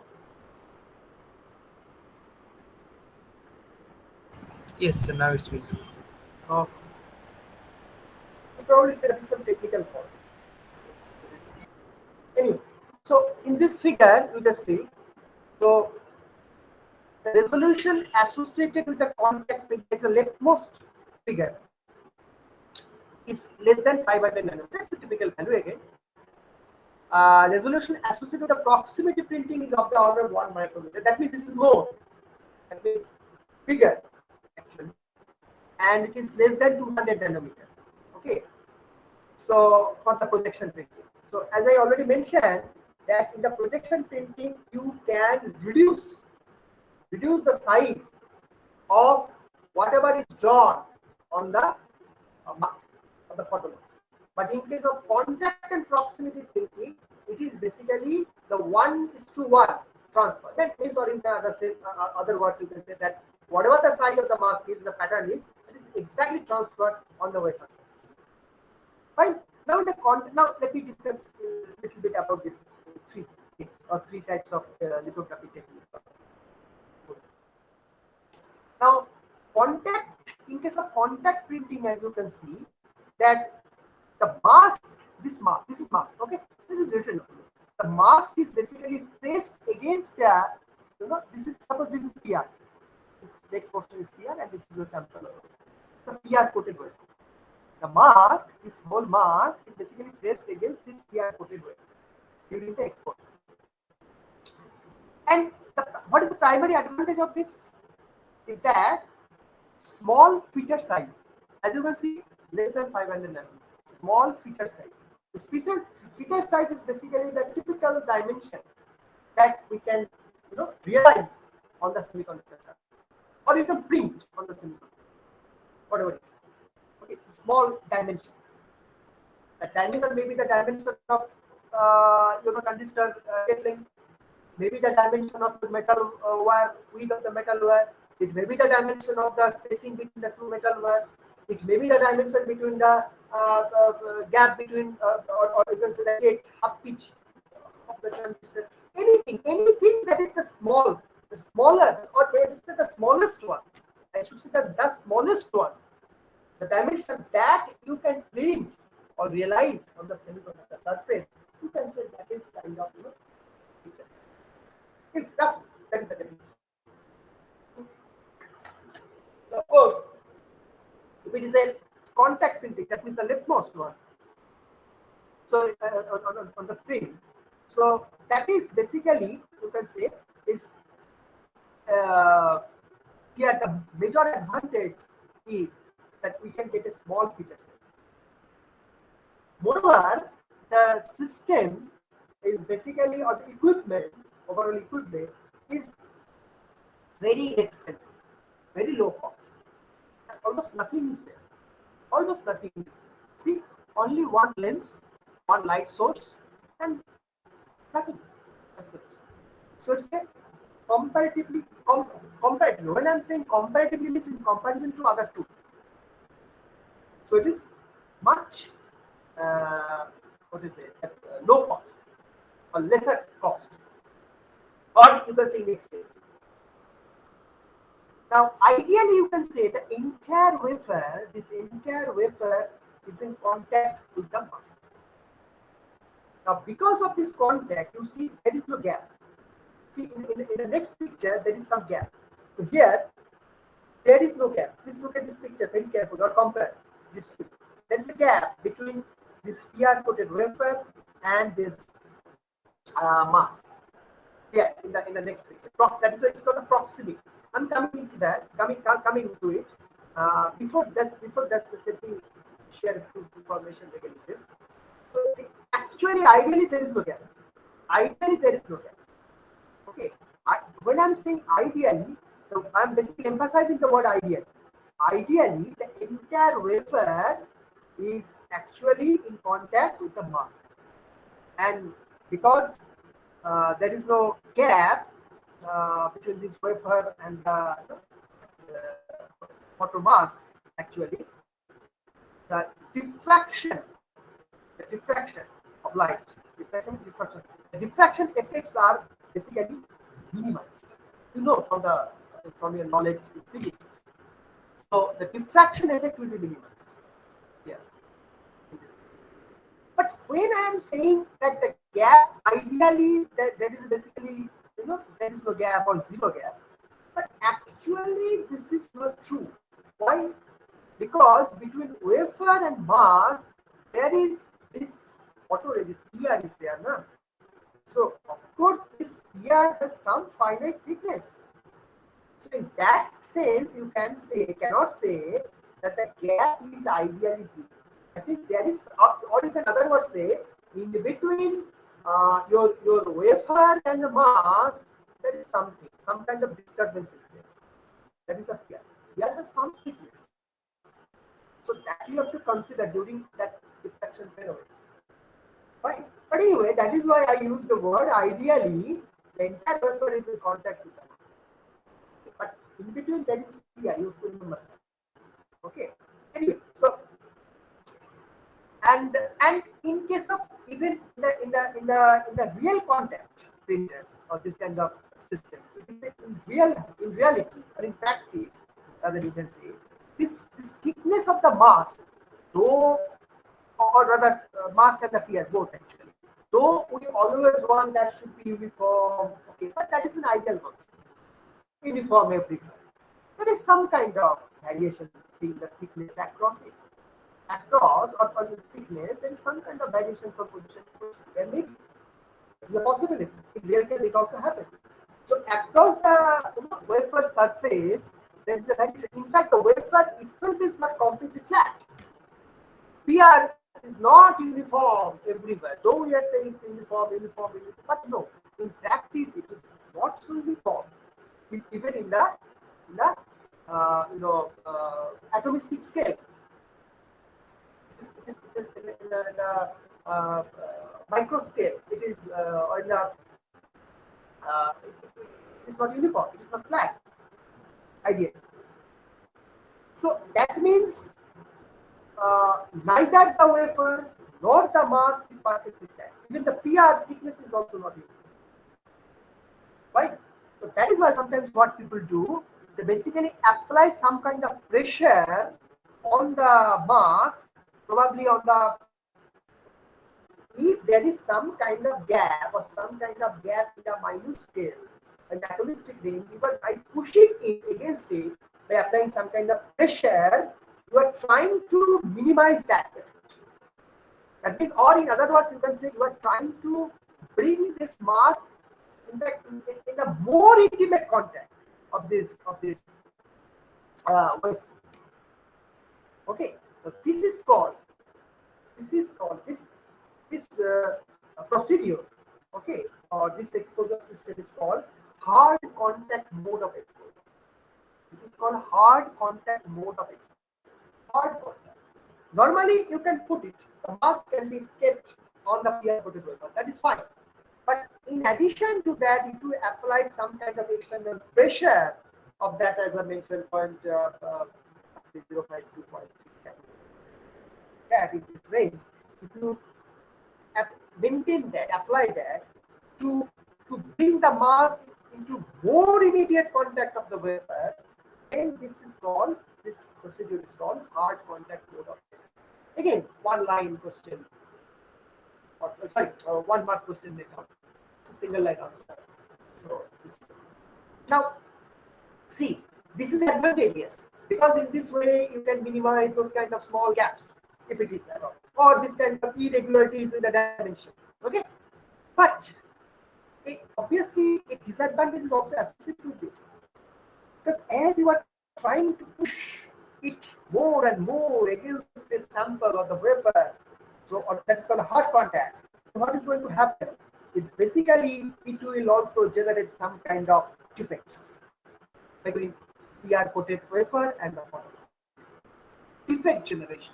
Simply because the defect generation is the pitfall, okay, or the negative side of this kind of hard contact mode of exposure. So one side is positive, as I mentioned, and as a loophole, or you can say as a flip side, you can say another thing is the defect generation. So more will be the hard contact, or the degree of hardness. More will be the degree of hardness. So more the possibility of defect generation. More defects will be generated. The defects can be generated, both on the wafer and on the mask, and in each contact cycle, because it is not that one time you have done it is done. There are a lot of such wafers, and probably you have to basically transfer this pattern again and again and again to different so many numbers of wafers. So each time a mask is basically coming in contact the wafer, this, and you are applying this hard contact mode exposure. So you are pushing it.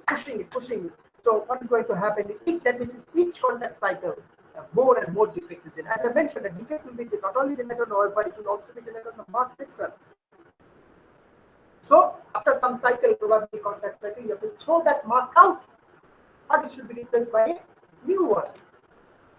So that means you have to generate more and more number of masks. And also cost. That also requires money, actually. Anyway, so that is why for but that another point is that if you can do it, of course you can minimize the future size because the diffraction related problem, or the, you can say in other words, the diffraction effects will be minimized. So if the diffraction effects will be minimized, then naturally you can print a smaller dimension, and that is why it's possible to get very smaller dimension in the contact printing with a very simple setup, simple and inexpensive setup. Okay, but nowadays, as you know, mainly this type of contact printing are actually limited to certain type of research or some uh, non-commercial application purpose, where people can tolerate high level of difference. There it is limited. In different research labs, in academia or somewhere like that, you probably find it. But the big industry, which basically produce commercial chips, they are we will not get this kind of contact system. Right. Now, after that, the next possibility that we have, or the next technique that we can apply, that is called proximity. Proximity, as you can understand or sense from the name proximity, it is not directly in the contact, but it is close to that. Proximity, proximity effect, close, very close, but not directly in contact. So that is why you see there is a it is written gap. Gap is maintained, some kind of gap is maintained. In this type of exposure tool, as I mentioned, the mask basically floats off. This mask, you see, it is not on the contact of this, but it is little bit above, but close to that, a little bit above, what is it, the PR coated wafer. So now this is basically this mask basically, this photo mask basically floats off on the surface of the wafer. It floats off. How it floats off? Basically from this gap, people pass nitrogen gas. Nitrogen is an inert gas, so no problem in it. And or you can, other words, you can say this basically floats off in the cushion here in this gap. Nitrogen is or nitrogen, typical nitrogen gas is flown off. So you can say this basically floats off on the nitrogen cushion or cushion of nitrogen gas. Okay, so that is the point. Now you can change this thickness of this gap by increasing, or you can say in other words, by controlling the flow of nitrogen gas, you can basically change or increase or decrease this gap. You can increase or decrease the gap or the space. Now, separation, what is the typical separation people give? If you follow any standard insurance, probably you will get the separation will 10 to 15, 10 to 15 micrometer typical oil. Okay.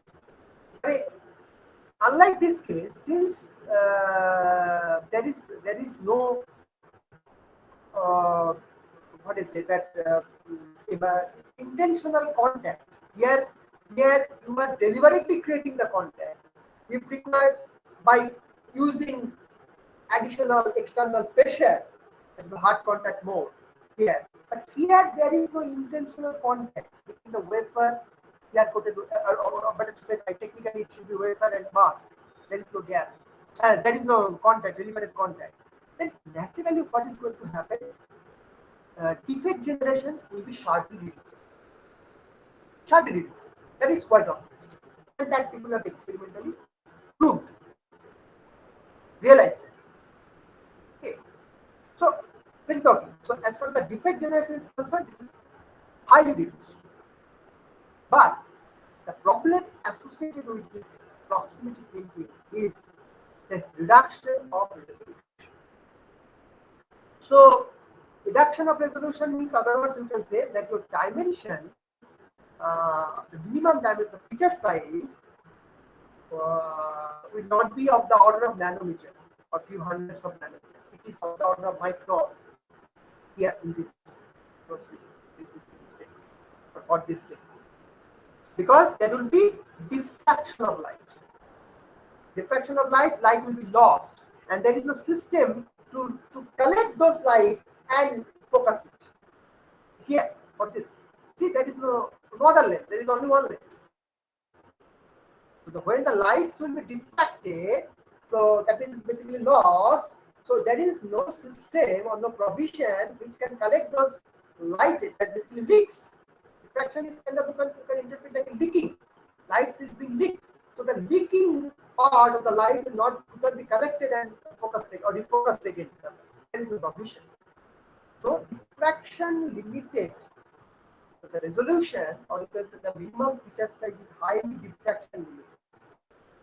Okay, highly diffraction limited, or you can say that your diffraction effects are not minimized like the previous case conducted. And as you know, more will be the gap,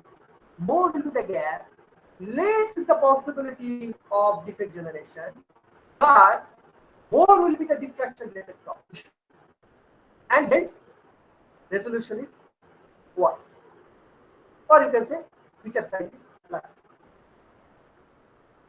Okay, so if we let me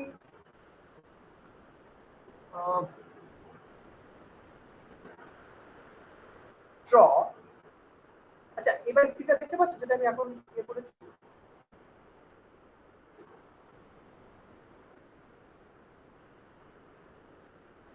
black স্ক্রিনটা দেখতে পাচ্ছ? পুরো black হয়ে গেছে স্ক্রিনটা?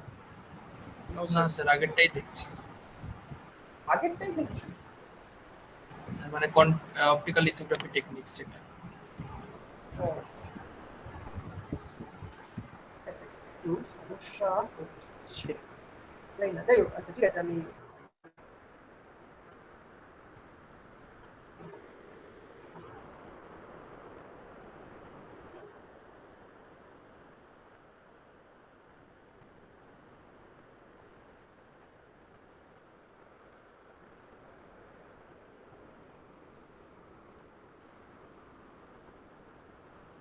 এবারে দেখো তো কুইক নোটটা দেখতে পাচ্ছ? কুইক নোট স্ক্রিনটা, সাদা স্ক্রিনটা?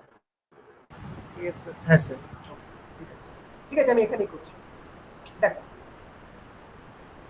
বেসিক্যালি আমরা মাস্ক, এটা মনে করো মাস্কের পজিশন, আমি এটাকে 90 ডিগ্রি ঘুরিয়ে দিচ্ছি। হ্যাঁ, যে ছবিটা দেখালাম এটা পুরো just rotate this 90 degree. This is the position of mask. Mask with আবার বলছি photo mask, and this is the position of resist. Resist মানে রেজিস্ট কোটেড বা পিআর কোটেড, বাট এদিকে ব্যাপারটা আছে। জাস্ট এই যে ছবিটা যেটা ছিল এখানে এখন দেখছি, এটাকে জাস্ট 90 ডিগ্রি ঘুরিয়ে, and in and this is the gap basically. Okay, so this is the gap. The gapটা, this gap maybe, as I mentioned, say a few micrometers. Few micrometers মানে ধরো কত বলবো, ধরো 15 micro, say for example, just for example 15 micro. So let me take few positions. Suppose this is suppose A, this is B, this is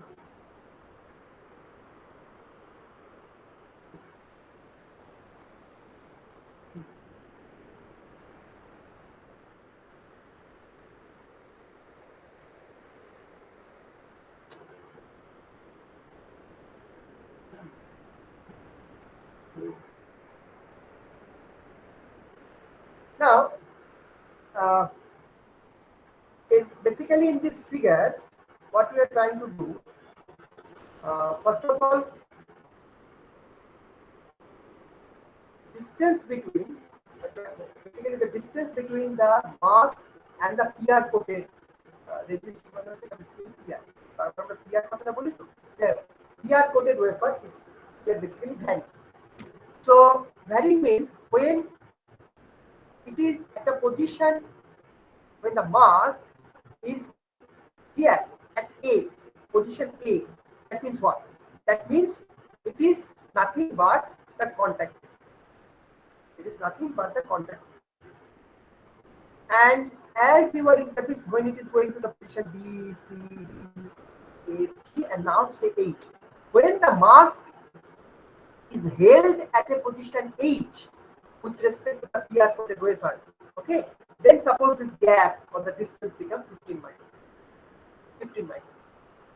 Fine. Now that the point that you know when the mask is held at the position A, that proximity printing becomes contact printing. Ideally, the gap will be 0. Now we are increasing the gap to 15 nanometer, and the position of the mask is held at position H with respect to the resistance. So basically, you are increasing. So these are the some a few cases in between we are taking. Now, when it is held in the position of A, that is case A, what is going to happen? If we draw for A, suppose for A means this for this position, this contact printing.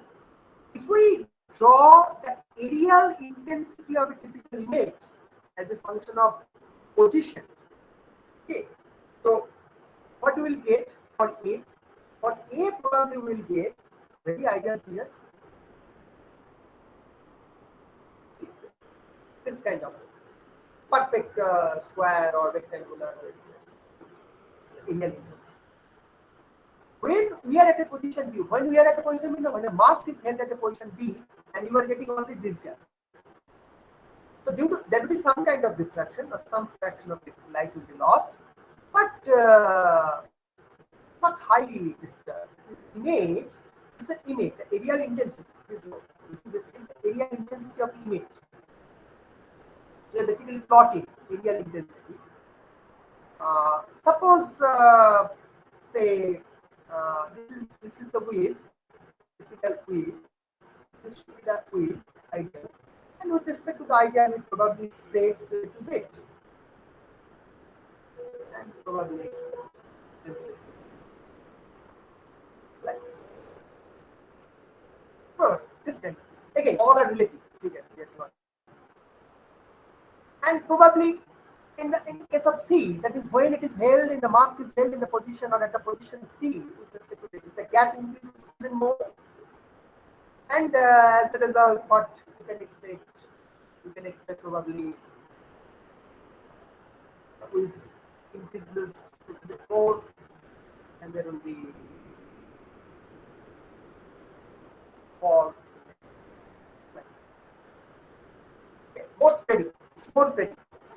So, and this way, when the mask will be held at the position H, probably, then in between you can draw some relative figure where the spreading will gradually increase and the intensity will fall.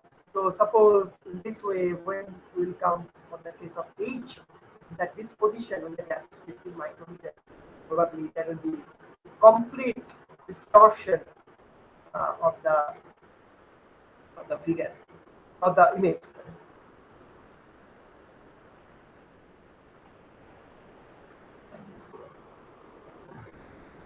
In between, you can draw other figures. Gradually, there will be more spreading, and the intensity will decrease. Right? Intensity will decrease with respect to this ideal. This is ideal because A corresponds to the contact. Right? Now, even from there, you can understand that as the gap increases, it is true that the possibility of defects generation will be reduced, and in fact, it will be reduced, sharply reduced. But the point is that at the cost of resolution of image, at the cost of the pattern, the degrading pattern of the image. So now you have to go for the compromise, or here lies what is called the optimization. At which position you will hit, and what percentage of degradation or you can tolerate, okay, and what percentage of defect you can tolerate, or you can tolerate means your actual final application or end application. What at end application it will be tolerable. So that you have to decide. Accordingly, you have to select where to held this mask with respect to here? Where should we held that position B or C or D or this is a typical figure, and rest of the you just fill the blanks. You just draw the rest of the figure. It's a qualitative figure, so nothing to worry. You don't need to calculate anything. Just the relative things will go on degrading, and finally it's a highly degraded figure or image. So in between T, E, A, G, for rest of the positions, you just draw in your own based on your understanding. Right now, so when this gap is, so what you have understood from here, this drawing, not from this discussion. So when the gap is very large, let us say suppose at the position of H, so image is severely degraded. Now that means it will directly affect the resolution. You cannot print or you cannot transfer a very small dimension or of the order of nanometers or few hundred nanometers. So what now, to improve that resolution, what you have to do? There are basically two possibilities. Either you have to reduce the gap. That is another possibility. So there are two possibilities to improve uh, uh, say resolution. There are two possibilities. One is gap between that mask and the PR coated wafer has to be reduced. So this is one of the possibilities. One, and there is another possibility that I'm telling. So gap has to be reduced. Now, if gap reduces, then there is a risk of, or you can say the increase in the risk of contact. Okay. There is another problem associated with the decrease of the gap. First of all, the possibility of increase of the risk of contact, the possibility of what I say that increase in the contact, risk of contact rather, increases. The possibility of risk of contact increases. Sorry, the possibility of risk of contact increases. That is one problem. And what is second problem? The first problem is very apparent. If you reduce the gap, the possibility of risk of contact increases. That is very apparent, very common thing, obvious thing. We can understand.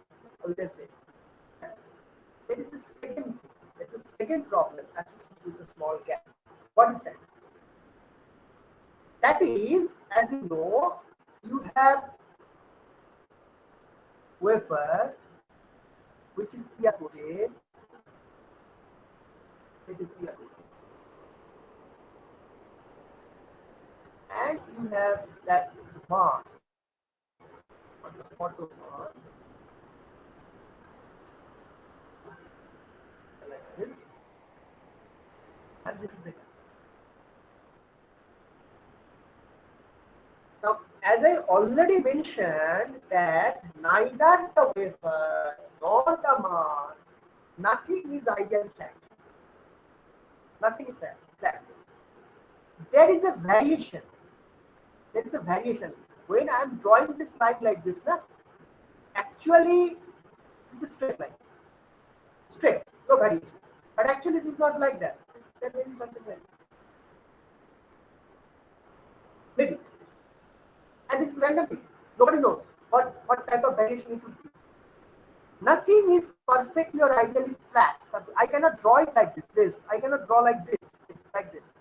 This figure is actually incorrect. So correct figure might be like this. So see, in the atomistic scale, as I mentioned, there is a variation. There is a variation. There is a variation. So if there is a variation, automatically the gap will also vary. Because as I mentioned, neither this nor this is perfectly or absolutely flat. So there is some kind of variation. So automatically the gap will vary. Gap here, gap here, gap here will not be same. Will automatically vary. This is called the no, nothing means no as a, nothing is planar actually. Nothing is perfectly planar. So this is basically the non-planarity we call associated with the mass and the weight. That basically results in variation in the thickness of the gap in between. Fine, this is a non-planarity. Second possibility, dirt. We always try to make the things defect-free, but again, there might be some kind of dirt. That is also possible. That is also possible. That particle. If any that particle comes in between this gap, then suppose that particle. Suppose here this is transparent region, and if that particle by chance comes accident here, and when the light will fall, what will happen?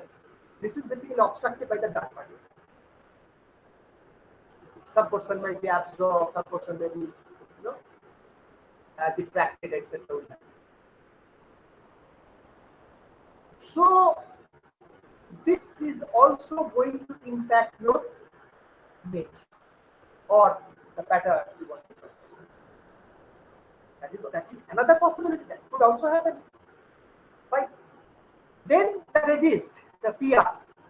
As I already mentioned, our objective is to maintain a uniform, resist thickness. But it really doesn't happen. In practice. So there are also some kind of resist rate, some variation may be there. Some variation may be there. There also that is also possible. Another point is that probably in the last class when I was showing the slides, I mentioned that we have to the mask alignment part I mentioned. We have to align the mask properly with respect to this PR coated wafer, and not only that, the subsequent mask will be aligned with respect to its previous versions. So that, and if suppose if there is any unintentional tilt, suppose for example the mask should be held like this. Mask should be held like this. This mask, and ideally this gap should be for every value. But suppose the mask, this is of course unintentional. This is not, nobody is doing it intentionally, but this could also happen. These are the possibilities I am talking about. Now, suppose due to unintentional tilt,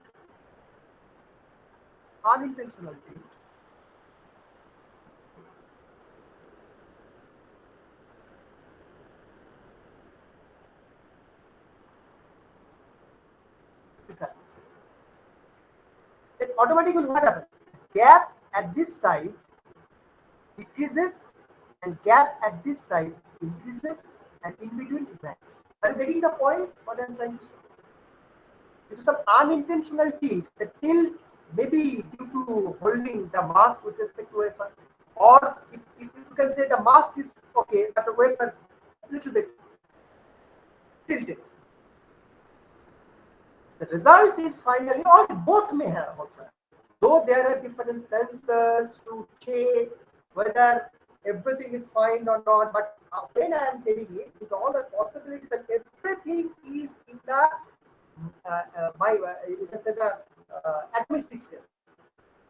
In the atomistic scale, if something happened, very smaller dimension, if something happened, then it finally results in a bigger impact. Okay. So this kind of unintentional tilt also, and all this together also, that may also happen. But these possibilities which is very unfortunate. All these possibilities can happen same time. That is also possible. That is also possible. Now all these basically lead to some kind of line with variation across the wafer, or you can say the variation in the feature side. That means what I am trying to say, that suppose you make a transistor here, suppose this is the wafer, here is the die, here is another die, here is another die. Suppose within this die, if you zoom in, die is something like in this die, you have one transistor here, another transistor here. Suppose the line width of this transistor, or let it be the gate length, in simple way you can say. Gate length of this transistor and this transistor is supposed to be the same, but it varies.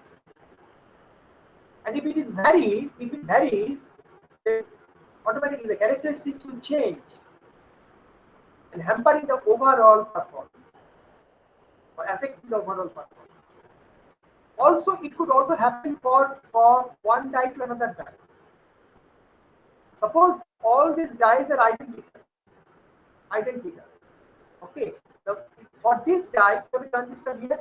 Naturally, for this die, you have another transistor, same kind of transistor here at the middle. So from die to die, it changes. So within the die, it may change. That is what is called the intra die. The line width changes. The dimension may changes, which is supposed to be identical or same. That may changes. That may change. And that is within the die. That is called the intra die variation. And if it happens from one die to another, that is called the inter die variation. Also, it will happen from one wafer to another wafer because it is in a run. No? There are lots of wafers. You have to basically write. Lots of wafers there in the queue. So first wafer, suppose it is okay. Second wafer is okay. But for the third wafer, there is some change. So from wafer to wafer, it also happens.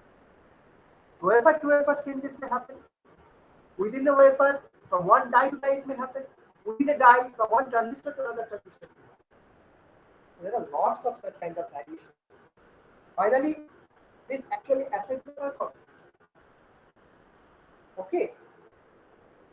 Suppose you bought two identical chips of Intel, two identical, same features. One is performing better with respect to the other. This kind of result you will get. One will basically provide you high reliability with respect to the other. One will basically consume less power with respect to the other. Same, everything is same manufacturing time, date, features, everything is identical. But performance-wise, they are varying with respect to each other. That is the difference. Who knows? Might be due to this. Okay. So you have to be very careful. Now, anyway, so more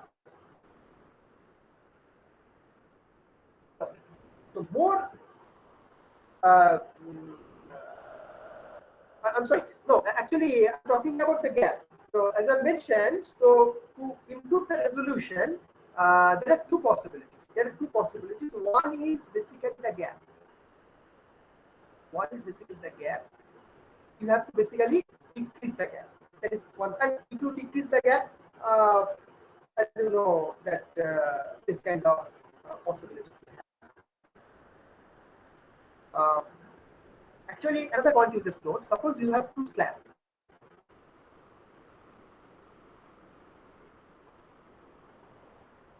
Let's understand the concept.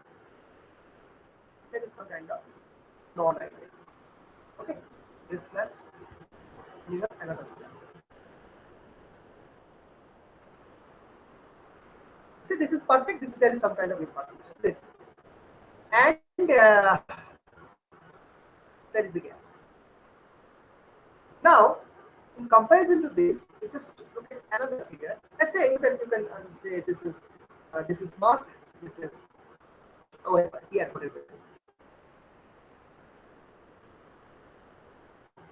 This is identical. Same kind of figure. And the gap is huge.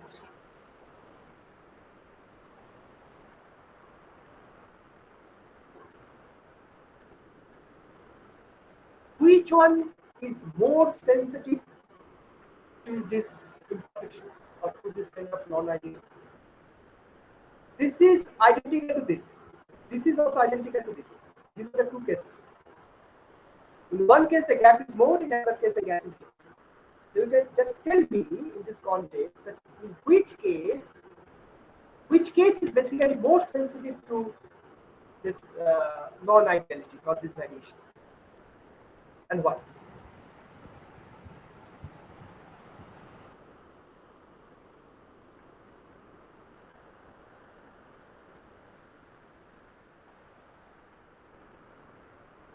Simple concept থেকে বলো।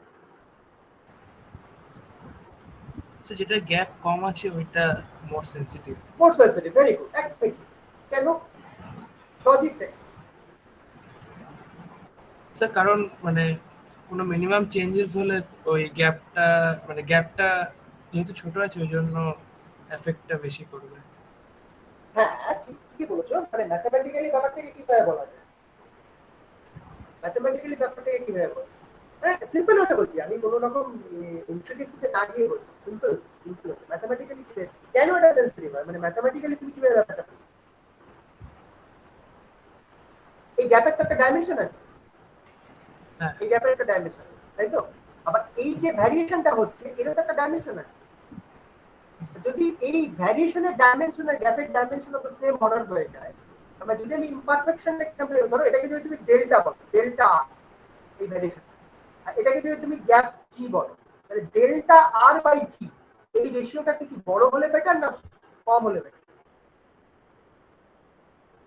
এই রেশিওটা whether this ratio should be higher or lower to make the things less sensitive.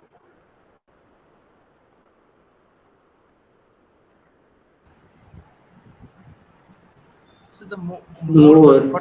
Lower, more very value of lower, pointer. হ্যাঁ হ্যাঁ, lower. তাহলে এবার দেখো, যদি ডেড আরটা যদি এখানে আর এখানে সেম হয়, তো ন্যাচারালি যত জি বাড়বে তত কি হবে, রেশিওটা কত কমে যাবে, নেগলিজিবল হয়ে যাবে। সিম্পল ব্যাপার না?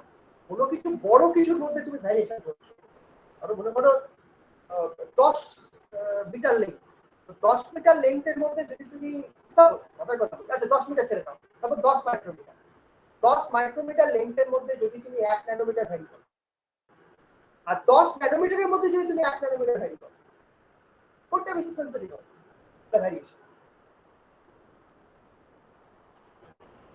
বুঝতে পারছো বলতে চাইছি জায়গাটা?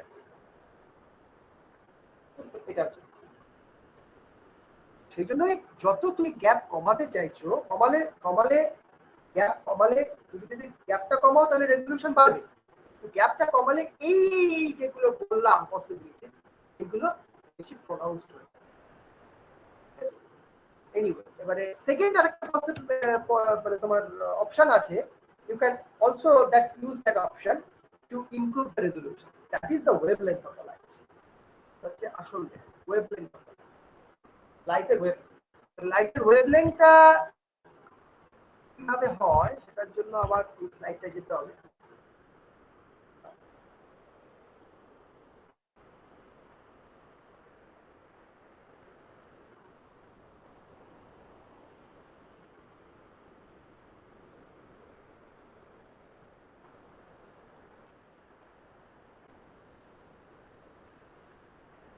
আসলে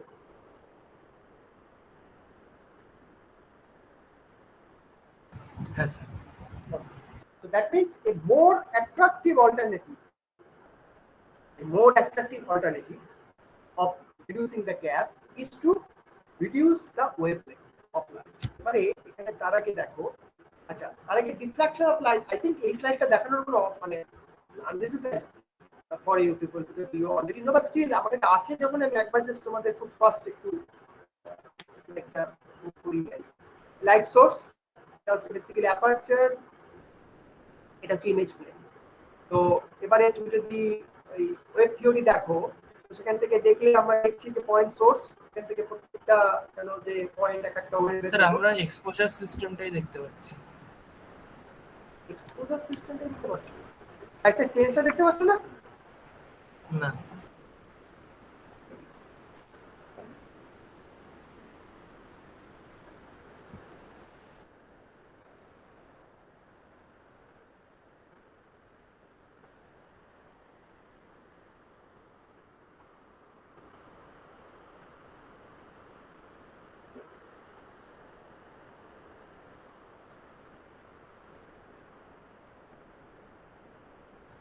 এবার ওকে, হ্যাঁ স্যার। তো ইনসিডেন্ট প্লেন ওয়েভ মানে ডিফ্রাকশনের যেটা ডিফারেন্স ডিফ্রাকশন বলা। তো this is basically the resist coated wafer, এটাকে 90 ডিগ্রি ঘুরিয়ে দিচ্ছি, ঠিক আছে, and this is the gap, this is basically your mask, and this is the mask aperture, this is the transparent portion, this is the opaque portion. So light is coming to that, and this is obstructed here and here, and you have to apply the wave theory to the diffraction বলছি।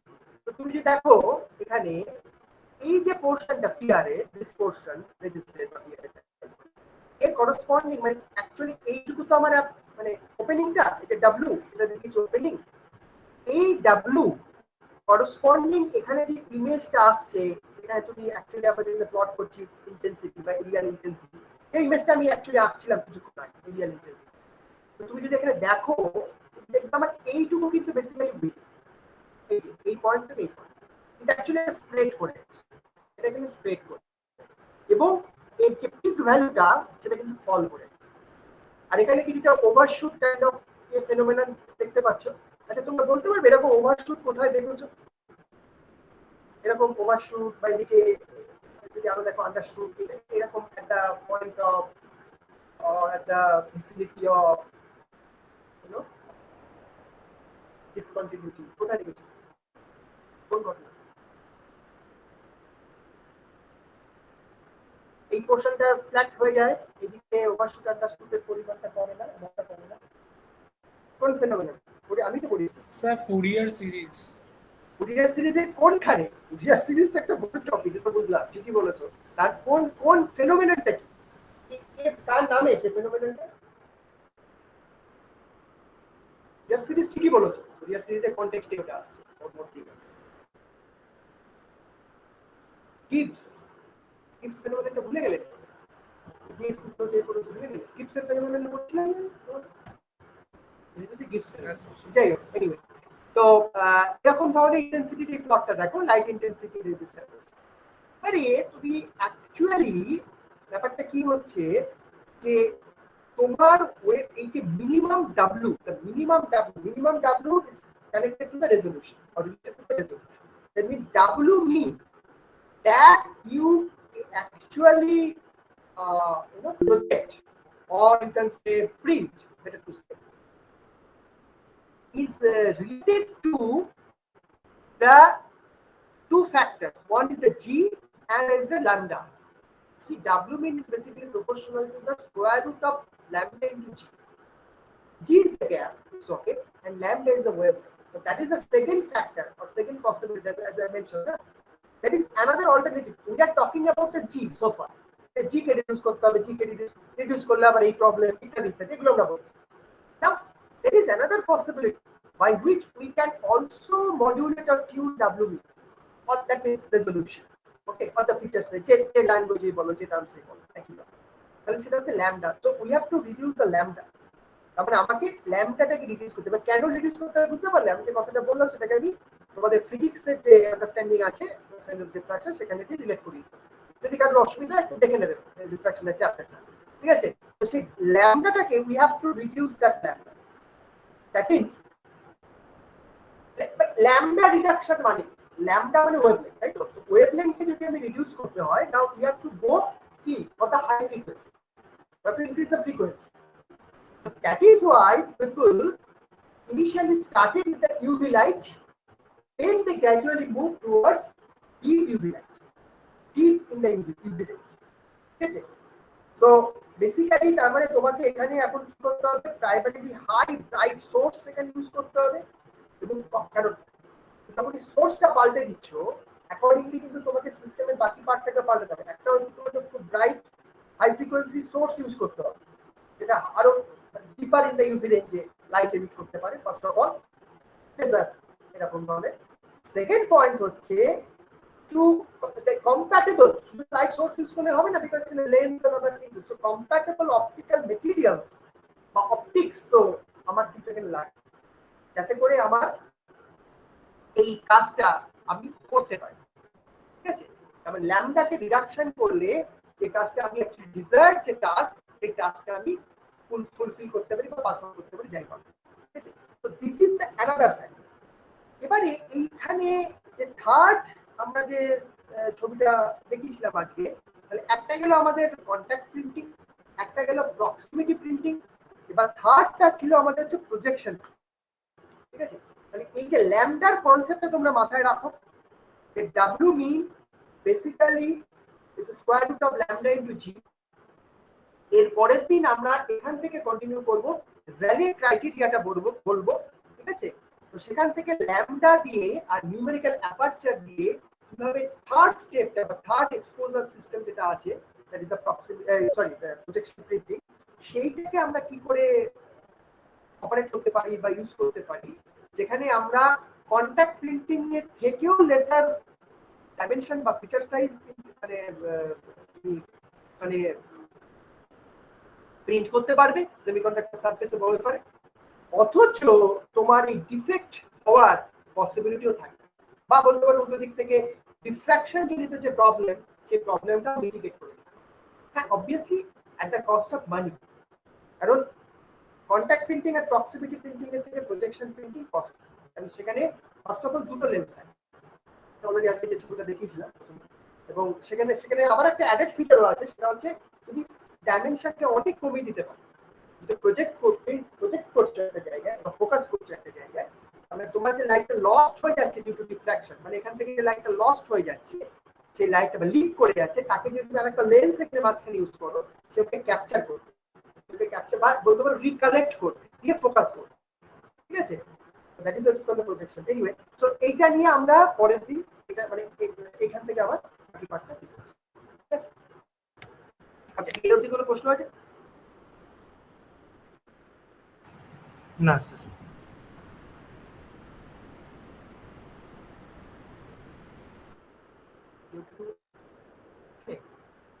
অর্চনা, ও ওকে, বলে আজকে তোমার, hello, শোনা যাচ্ছে? হ্যাঁ, তাহলে আজকে তোমাদের এই অবধি থাক, পরের দিন আমি আশা করি